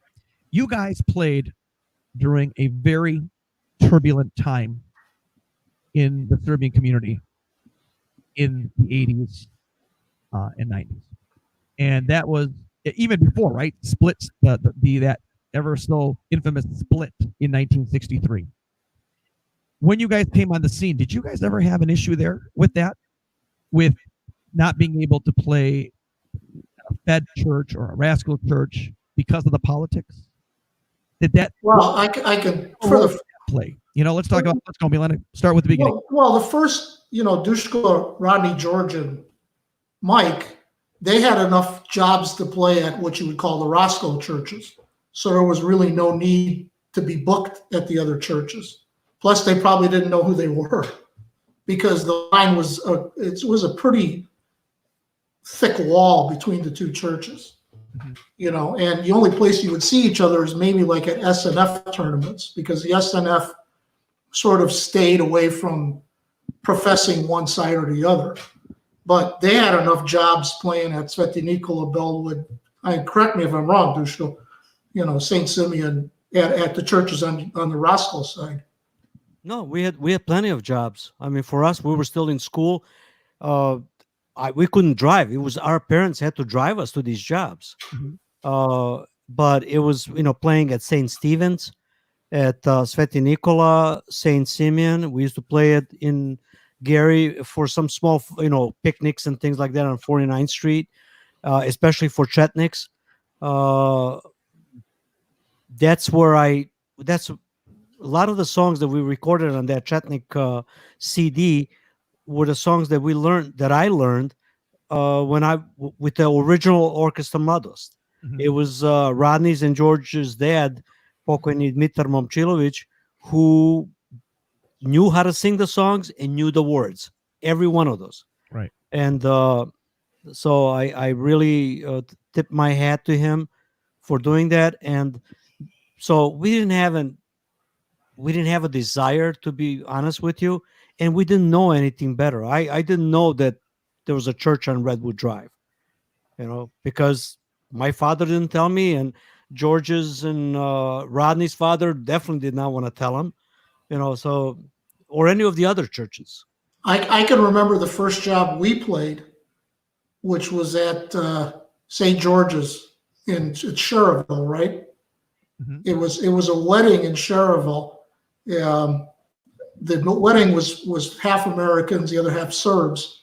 And I remember playing there, and I had played there twice before, and I was a little more apt to going to dances at what you want to call the Fed churches. But it was really funny, and I don't know if you guys remember, Bob and Dushko, if you remember, but we played dinner music because the hall was mostly, like I said, half non-Serbs. And the groom's father turned to Dushko and asked him if he could play a Chetnik song, and we did. And the other side of the hall absolutely erupted. And I mean, people were coming up on stage and giving us money, and it's like, wow. And I'll never forget that moment. And the gentleman's name was Uzelitz. I don't know his first name. He goes, "Thank you so much for playing those songs today at this wedding. It's just, it warms my heart." And I said, "Oh, okay. We do this all the time." Did you guys notice yourselves playing more at Rascal churches or more at Fed churches? I mean, I would think you guys had more events booked at Rascal churches. When I played, yeah, definitely more.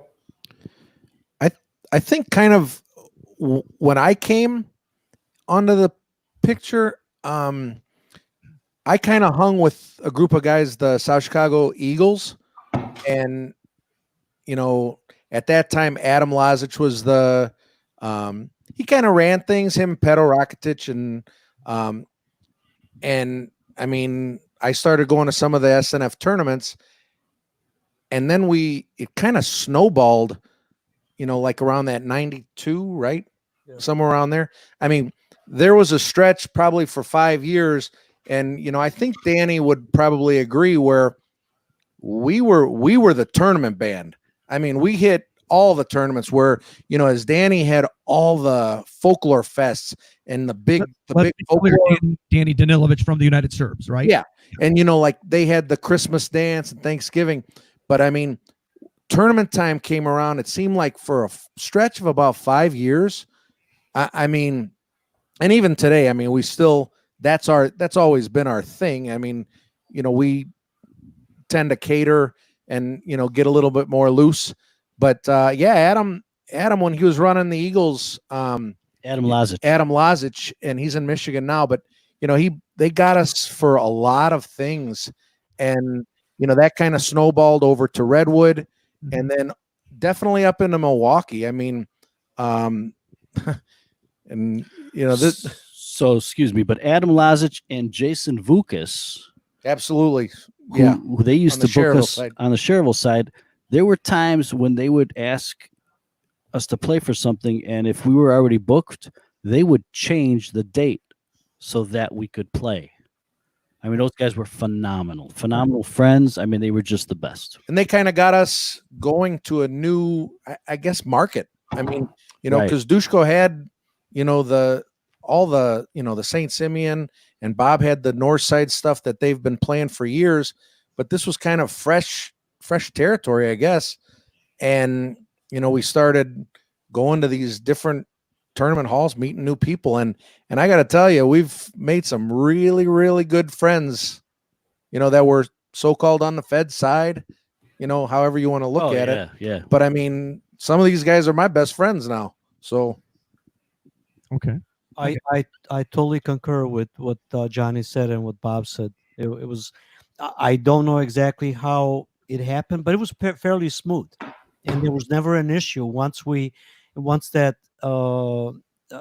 that initiation of trying to put or close that gap between the Roscoe and the Fed churches and stuff, and we kind of went through that maze and fit in quite nicely. And as Johnny said, met some really good people and are still good friends with a lot of them. Dushko, looking back, what would you say was the peak of Mladost? When did Mladost peak? It's, with bookings, with events, with all those tournaments. What was that? Is that, like you said, Hamilton mentioned early 90s. Does that sound right? Mid 90s? Earlier? I'd say about mid 90s. Mid 90s. Yeah. Probably. And did you guys notice a change in genre of, as far as music sound, right? The sound of music changing? Were you playing the same repertoire consistently, or were you learning new things to stay, up to date? So what was nice about Dushko is if we were somewhere and somebody asked about a song and he didn't know it, he made it his mission to learn it. So for the next time when they asked, he would know it, and he would tell us, hey, we got, this is a song, or hey, this is a song, blah blah blah. And that's what he tried to do as much as he could try to learn songs that people had asked for that he didn't know. And we would generally learn them on the stage.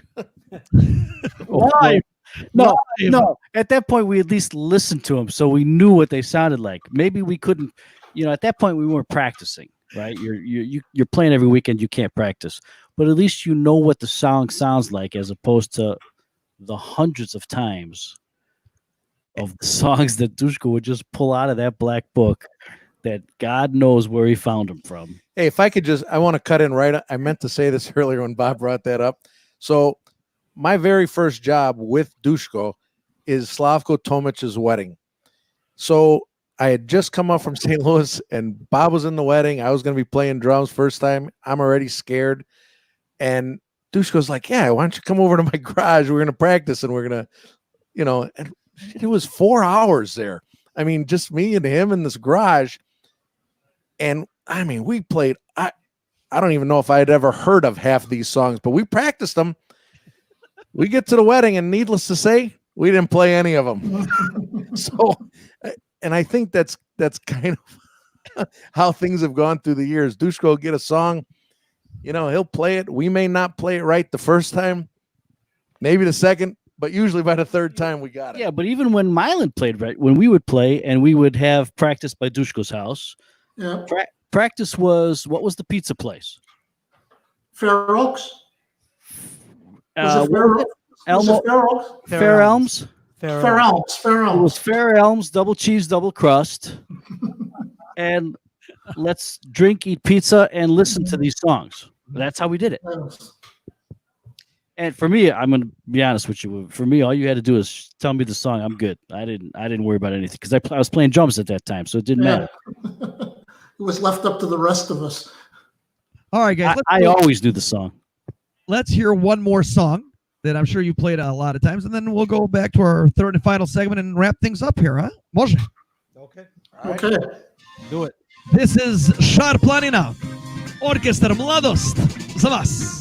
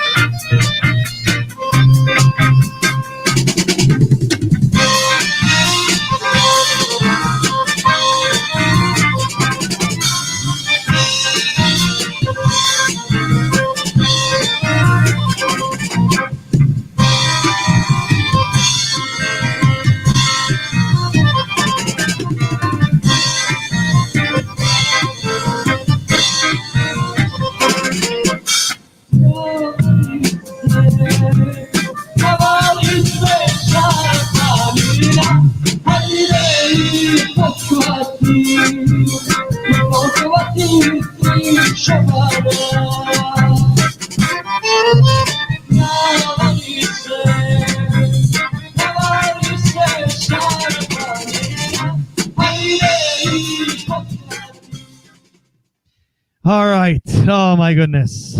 Wow. Didn't expect that to end like that. I was waiting for some more here. All right. We're back, ladies and gentlemen. Let's get these guys back on the screen here. Hello, Yadhan.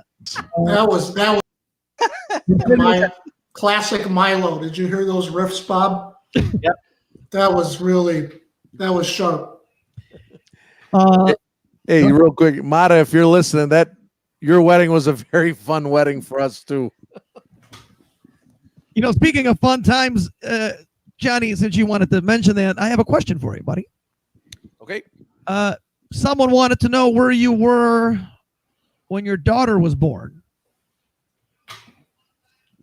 Where I was when my daughter was born, I believe I was at a wedding. Am I right? I don't know. I know my kids. My daughter's probably listening, so yes, we were at a wedding. My wife went into labor. Mm-hmm. Oh my God, whose wedding was that? Is this a wedding that I should know? Did you stay to play the whole wedding? Ding, ding, ding, ding. I think you got it right. I don't know whose wedding. Let's figure it out. Let's see. All right. Yeah. I absolutely was at a wedding, and my wife went into labor, and my we left the wedding, I think, about 11 o'clock at night, and you know, God bless my wife. She was a trooper. She went to the wedding, and I asked her to stay till midnight, but she couldn't do it. She couldn't. Nie mogła da se stisne. Man. The damn water broke. She had to get the baby out. All right. Forgiven, right? She forgave you. Absolutely. Question. Is this your wife? That is my wife, We got Rosie. We got to give her props. Absolutely.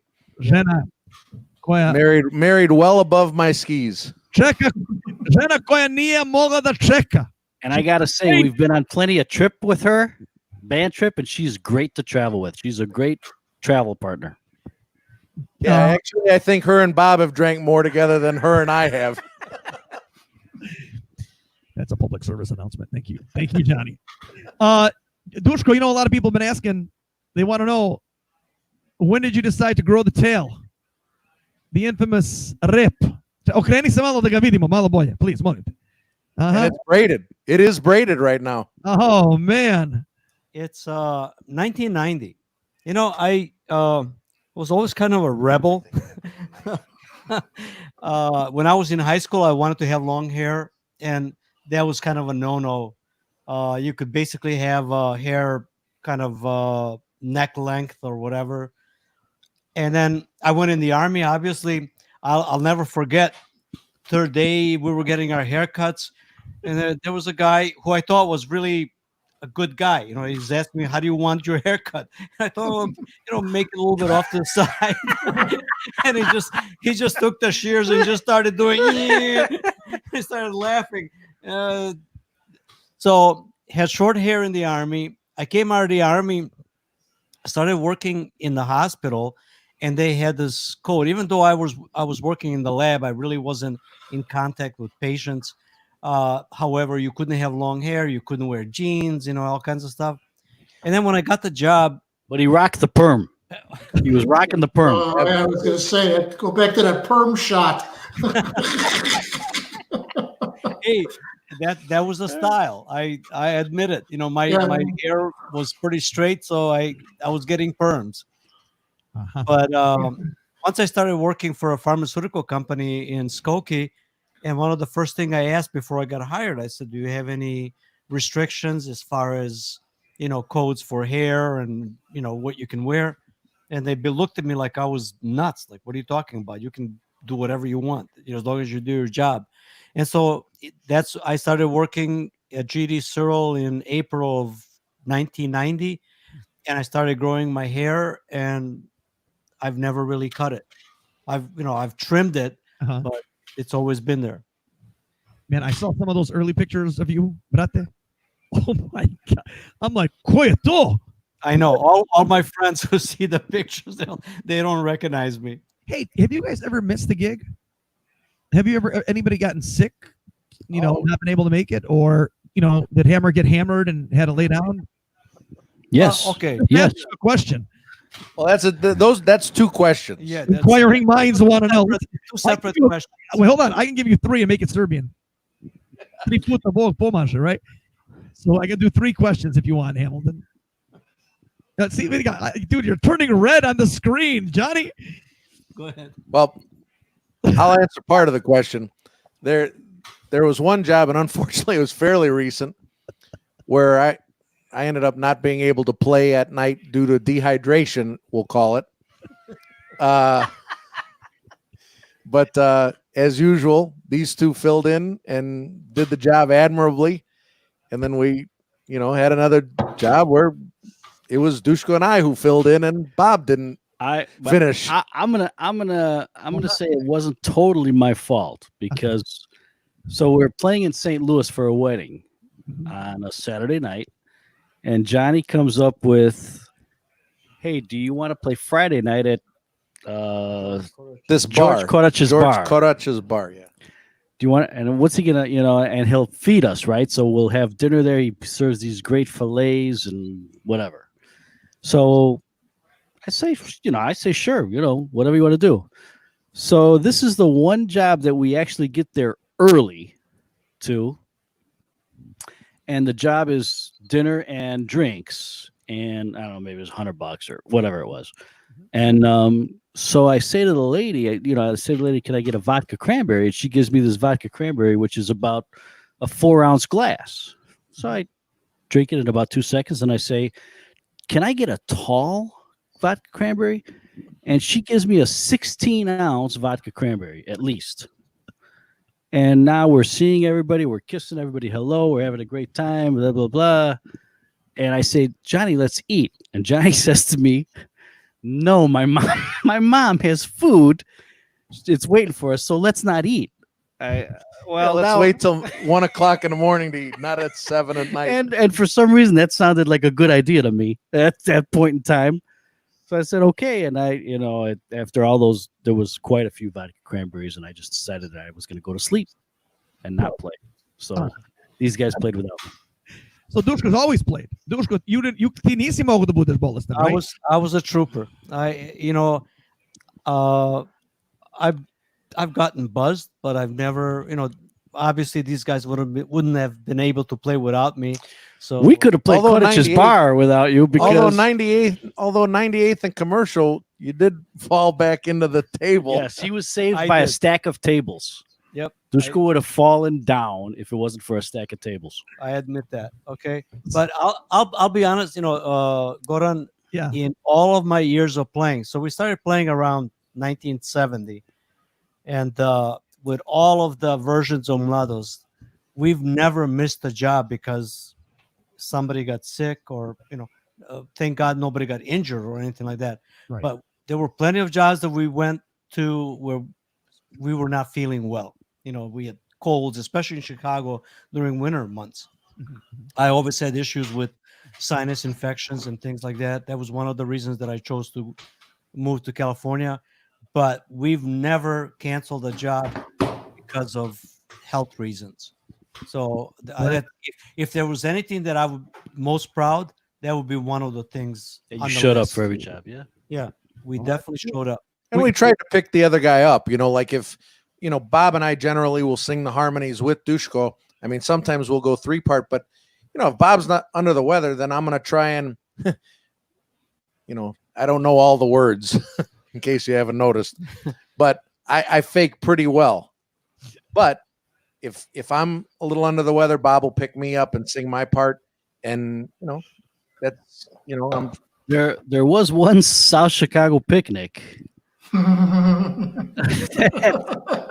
that we played, but before that, go ahead, Mylan. You were there. I went home and took a nap. That's the only reason I remember it. Dushko was Coom at a christening. And it was Thanks, Danny. attaboy, Danny. Sorry, go ahead. No. Dushko was Coom at Mike Lazovich's brother's son's christening. And we were drinking really heavy, and it was on a Sunday, and we had to play the picnic that night. And I said, I don't know how I'm going to get home. And I got home, and I crashed, literally just out cold. And then let's say I got the equipment, I got the van. Let me go pick these guys up at Mike's house. And I got to tell you, we showed up at the picnic, and Bob it was the most amazing thing you ever saw. He would lay on the drums like this, and then we'd start the colo, and he'd perk up and start playing. And then when the colo was over, he'd go back into the position. And Dushko would just stop playing the colo and start laughing. So it was just a lot of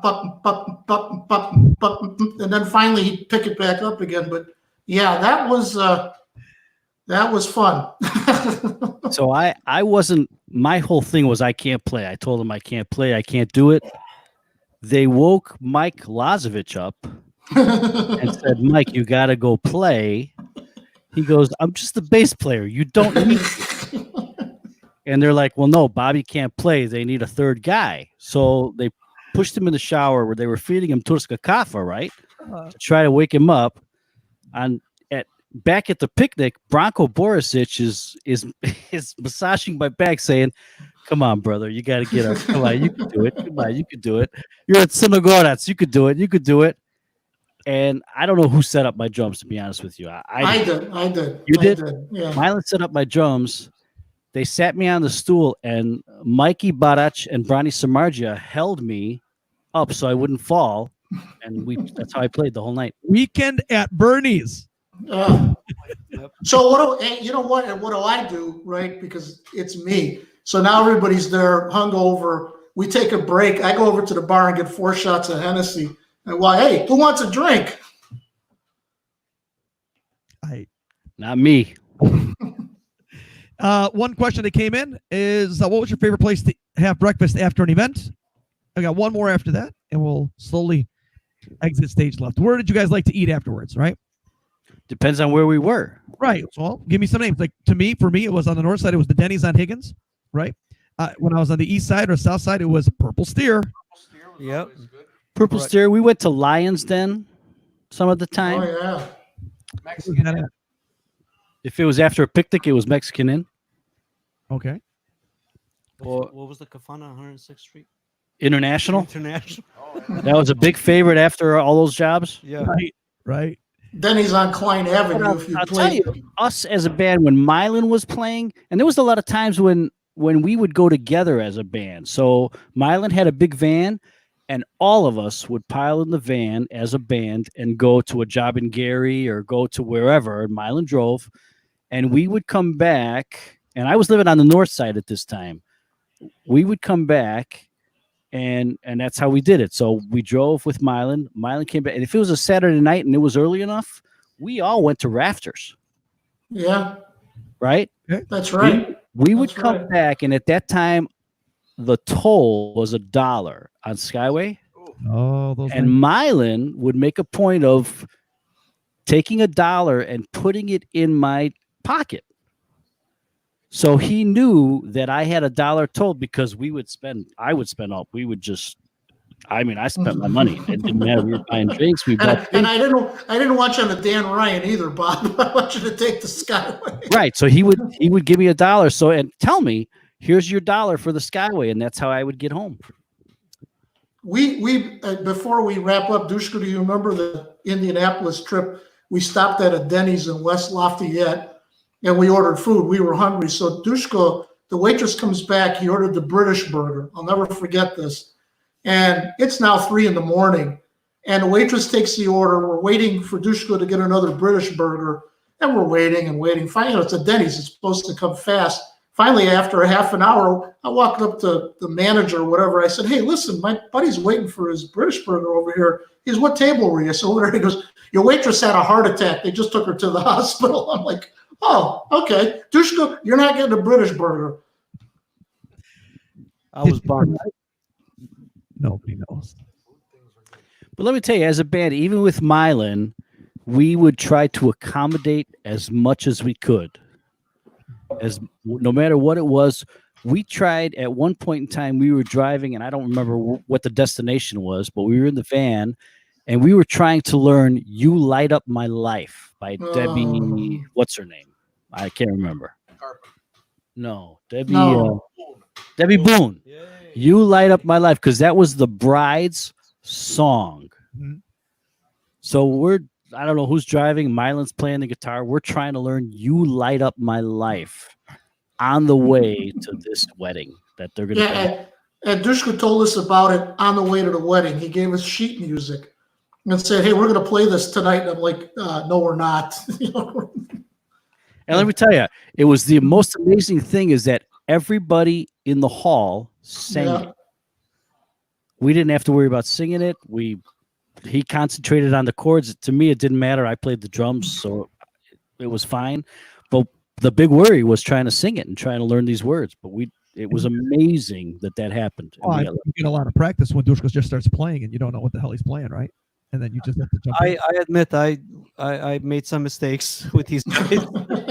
Hey, I got him back in Canada. We're playing at a Chetnik thing up in Hamilton, and we're going to open the program. And the guy says, "Svirajte himnu," and I was like, "Well, yeah, svirat ćemo Bože pravde." No, morate kanadsku himnu. Oh, good. I handed Dushka some music from their choir. I said, "Here, we're opening up with this." He never played "O Canada" in his life.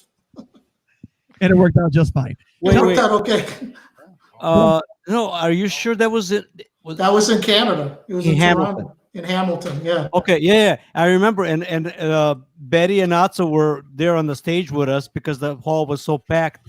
And after, Nikki and Joni. Yeah, and after we finished that, she goes, "I've never heard that version of "O Canada" before." Yeah. Back in the day, that's how we opened up every program. Every program was with the hymns.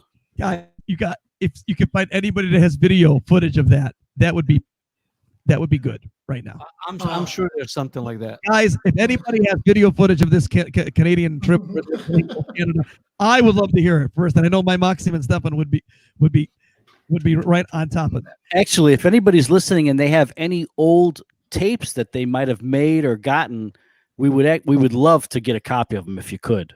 Sure. I mean, where do you want them to send it in case they need it?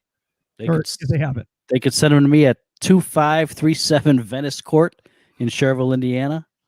46375. Or they could send them hopefully in care of you, and maybe you'll send them to us. Send us a message. Let's do that. Send us a message online here, and I'll forward the message to them and put you guys in contact, and you guys can go from there. I'll have my IT people do it. Last question I have on the horizon. Did you guys play with anybody like from the Estrada? They came over from the old country? We played with Hockey. Remember that, Dushko? Indianapolis, yeah. Yep. Who? He was Hashim Kuchuk Hockey. Hockey. Yeah, the guy, Nazdravite Drugovi. That's his son. I would. yeah, he was smooth. He was really good. He was asking me for some of the other songs that he, sings, and, songs that I wasn't familiar, and he just kind of blew it off. I told him I don't know. So he went along with the stuff that we did know. The other person that I know that I accompanied was Tsune, and it was at Predrag Gojkovic. Predrag Gojkovic Tsune. And My Kuma love that. That was at Puhar's. I think it was Danny's engagement or wedding or something like that or Scoop. And he was. I remember playing downstairs in the basement, and I was surprised he picked "Peva mi pevaj Sokola," so that was easy for me. Right. As far as the other people, not really. Did we? I think we did Did Lepa we? Lukic. Yeah. Okay, Lepa Lukic in St. Louis. I don't remember. How about a basement? How about a basement show with Dada Bubamara? Pardon me? Did anything in the basement with Dada Bubamara? No. No, you know what? I actually did. She had her band. Her and her band was at my brother-in-law's house and my sister. So I'm like, man, I think I got my drums here. So I set up my snare, and I think I played like 5 or 6 songs with them, and Yeah. it's cute. So that's why Dada was able to take that picture, right? Absolutely. Oh Let me get rid of that. Yeah, that's my sister Danielle. Right there. Right. Dada's actually related to my brother-in-law Milan. I believe through her husband or ex-husband. I'm not positive on that. That's how it. So it was all from that.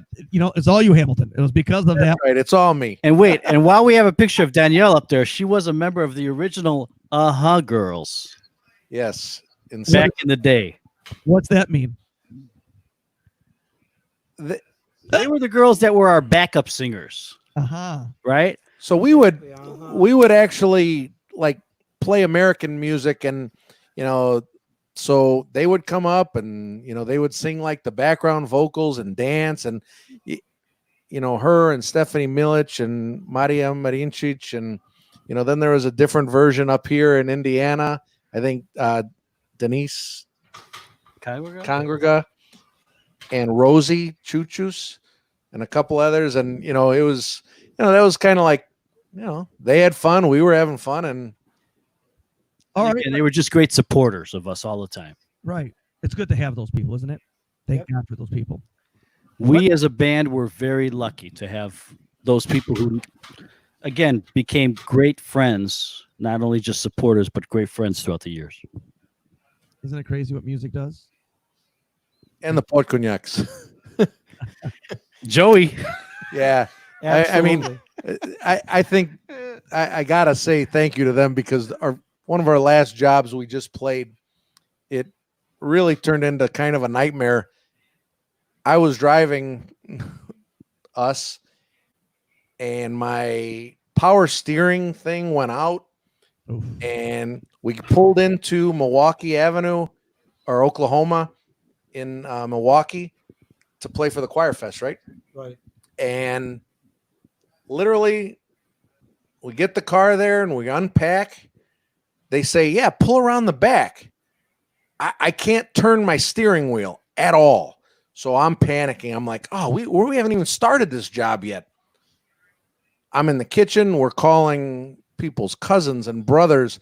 Hey, is anybody? It's Memorial. Was it? It was a Memorial. It was Memorial Day weekend. And, so nothing is open or closed. So needless to say, we end up playing the job. My car is completely kaput. And, the Pocognacs, God bless them, man. They didn't hesitate at all. They gave us their car to get home. And, needless to say, the holiday weekend, my car took like 4 days. I had their car, and just God bless them. That's part of the whole where we've made so many friends. I mean, we had already played for 10 of their family weddings. But the first was his wedding, right? Right. The first was his to Nada.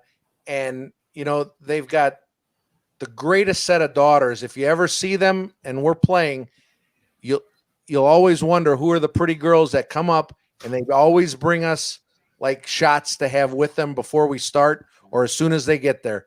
And God bless them, man. It's just nice to see they're great girls, and shout out for the ride.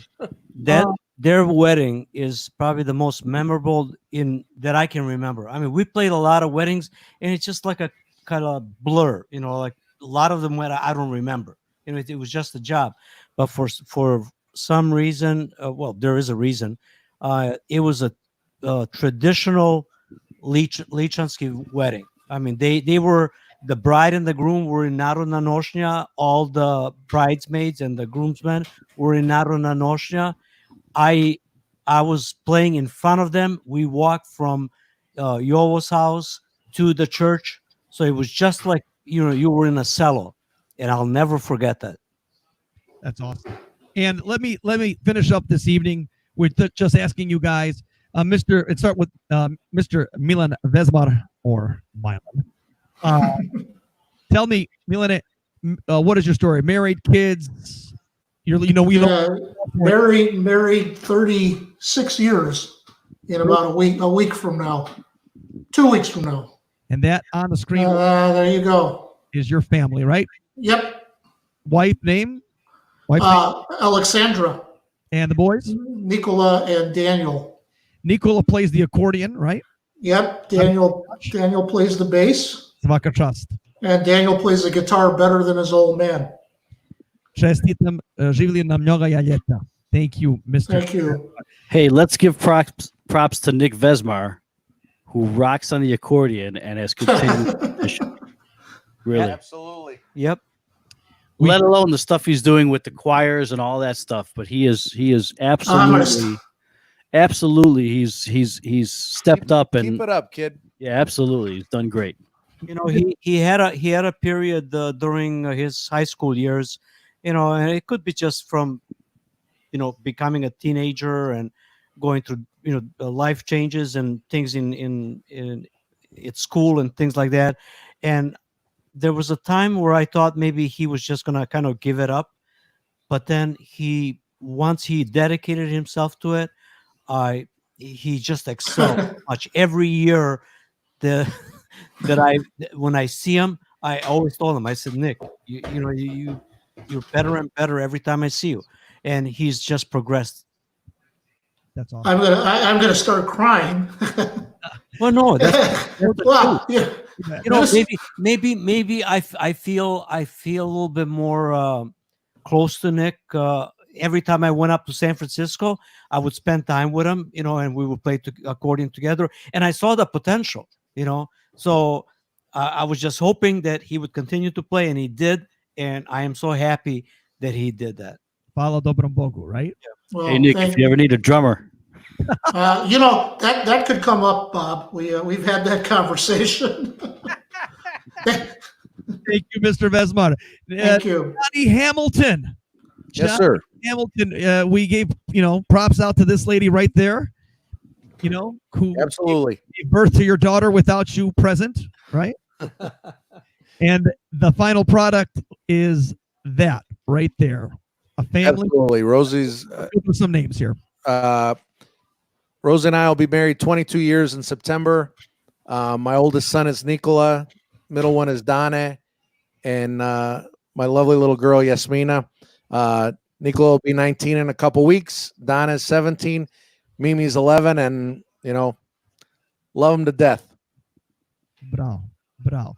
As we move to the other side, we're going to skip you, Dushko, for 1 second here. That's fine. Bobby Balatovich. I can't add at this point. Look at that. But 29 years to my wife, Dushanka, my beautiful daughters, Angelina and Ariana, and my two grandsons, CJ and Liam. Wow. Bravo, bravo. Svaka čast. Family right there for you. And here we go. Last but not least, Dushko. Well, hold on. I got to put in Milo here too because he's in there. So let's put that up right there. Milo Stevanovic with his wife, njegova supruga, and Duško. Ovo je vaša supruga, je li tako? It is. How about some names? Milo and Ivana, and my wife's name is Natasha, and we've been married. It's going to be 25 years at the end of this year. We don't have any kids, but we have a beautiful life together. Very understanding person. She, I was worried when we got married 25 years ago, how she's going to take my playing, and not being home on the weekends and all that stuff. And she was just phenomenal. And she supported me. At first, she would go with me. And I think it was just to experience, to see the venues that I'm playing. And then she realized it's not that interesting because there was 2 or 3 breaks at the most, and she was by herself the entire And I'm watching time. him drink with Johnny and Bobby. So she stopped doing that, but she definitely supported all of us, and like I said, Bob, Johnny, and I have become such close friends that it's almost like being brothers. And whether I come here, I feel at home. When they come to San Diego, we've played several times in that area, and I always, they feel like they're at home as well over there. And before you go, I would like to just give props to Milo Stevanovic, who at our 50th anniversary of the St. Simeon Church, he was somewhere in Jordan or Iraq or Iran, or I don't know where he was, but I got a message to him and asked him if he would like to come back and play for free, as all the other musicians did for us that year. And his only request was if he could play chicken. God bless him. I love him to death. And he's out of all of us, he is my oldest friend here. Wow. Bravo. And thank you for you. I know you co-chaired the entertainment with Dan Danilovic of the United Serbs for that 50th anniversary, correct? Yes. And you co-chaired the event, yes? Correct. Svaka čast. Hvala tebi za to. And guys, this is what I want to say. Hvala vama. You have left such an impact on so many people that words can't really describe that osjećaj of zahvalnost. Hvala vam do neba. Hvala vam što ste takvi. Hvala vam što ste uvek bili pošteni, respectful, courteous, kind.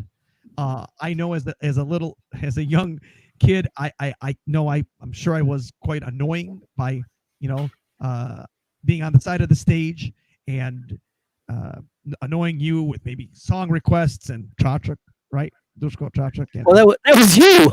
That was but You're lucky I didn't kick you in the head. Don't worry about it. But stvarno, znači, you've left such an impact on a lot of people here, and the only Bogu hvala za vas. And thank you for continuously coming back, even though you're retired, to play certain weddings and events. That means a lot to these people, as you well know, and you're doing a phenomenal job at keeping. And thank you for keeping our music scene alive, because that was very important. When we come to another land, such as the United States or Canada, or Australia, everything gets watered down with every generation. But if it weren't for people like you and other bands here, that would have potentially even died out. Hvala vam, hvala vam, hvala vam do neba. Thank you, guys. Hey, and we thank you for doing this for us, because it was great to sit and reminisce about all this. And we thank all the people and all of the people who supported us all these years and remembered us. We appreciate you. We love you. God bless. The more you drink, the better we sound. Oh, yeah, absolutely. Ladies and gentlemen, Mladost. Thanks, Baz, for having us. Hvala vama for saying yes and agreeing to this. It Right? was a pleasure. We're going to leave it off with another song that I got from you guys. Anybody that has any video or audio of Mladost, send me a message and we'll try to get that over to Bobby and Thank you. And hopefully we'll see you guys soon. Safe travels to you, Duško, whenever you do go back to California. May your families, here, let me end it like this. Živeli na mnogaja ljeta. Thank you. Hvala. Perfect ending. Laku noć, doviđenja, and good night. Take Ladies care. and gentlemen, Mladost za vas. Laku noć. Marširala kraja Pedragana, marširala kraja Pedragana, korak ide za korakom, ajaja junak za jakom, boj se bije zastava se bije za slobodu Srbije. Boj se bije zastava se bije za slobodu Srbije.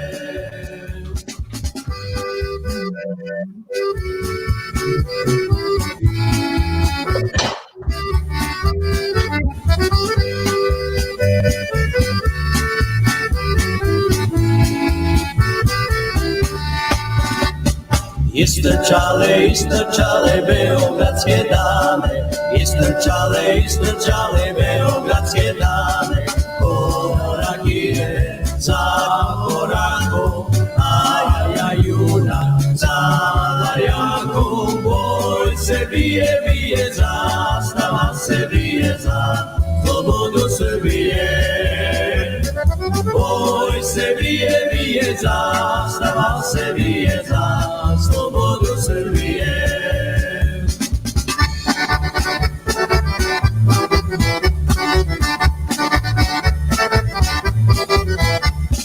Klekle dole, pa se Bogu mole, klekle dole, pa se Bogu mole, korak ide za korakom, ajaja junak za jakom, boj se bije zastava se bije za slobodu Srbije.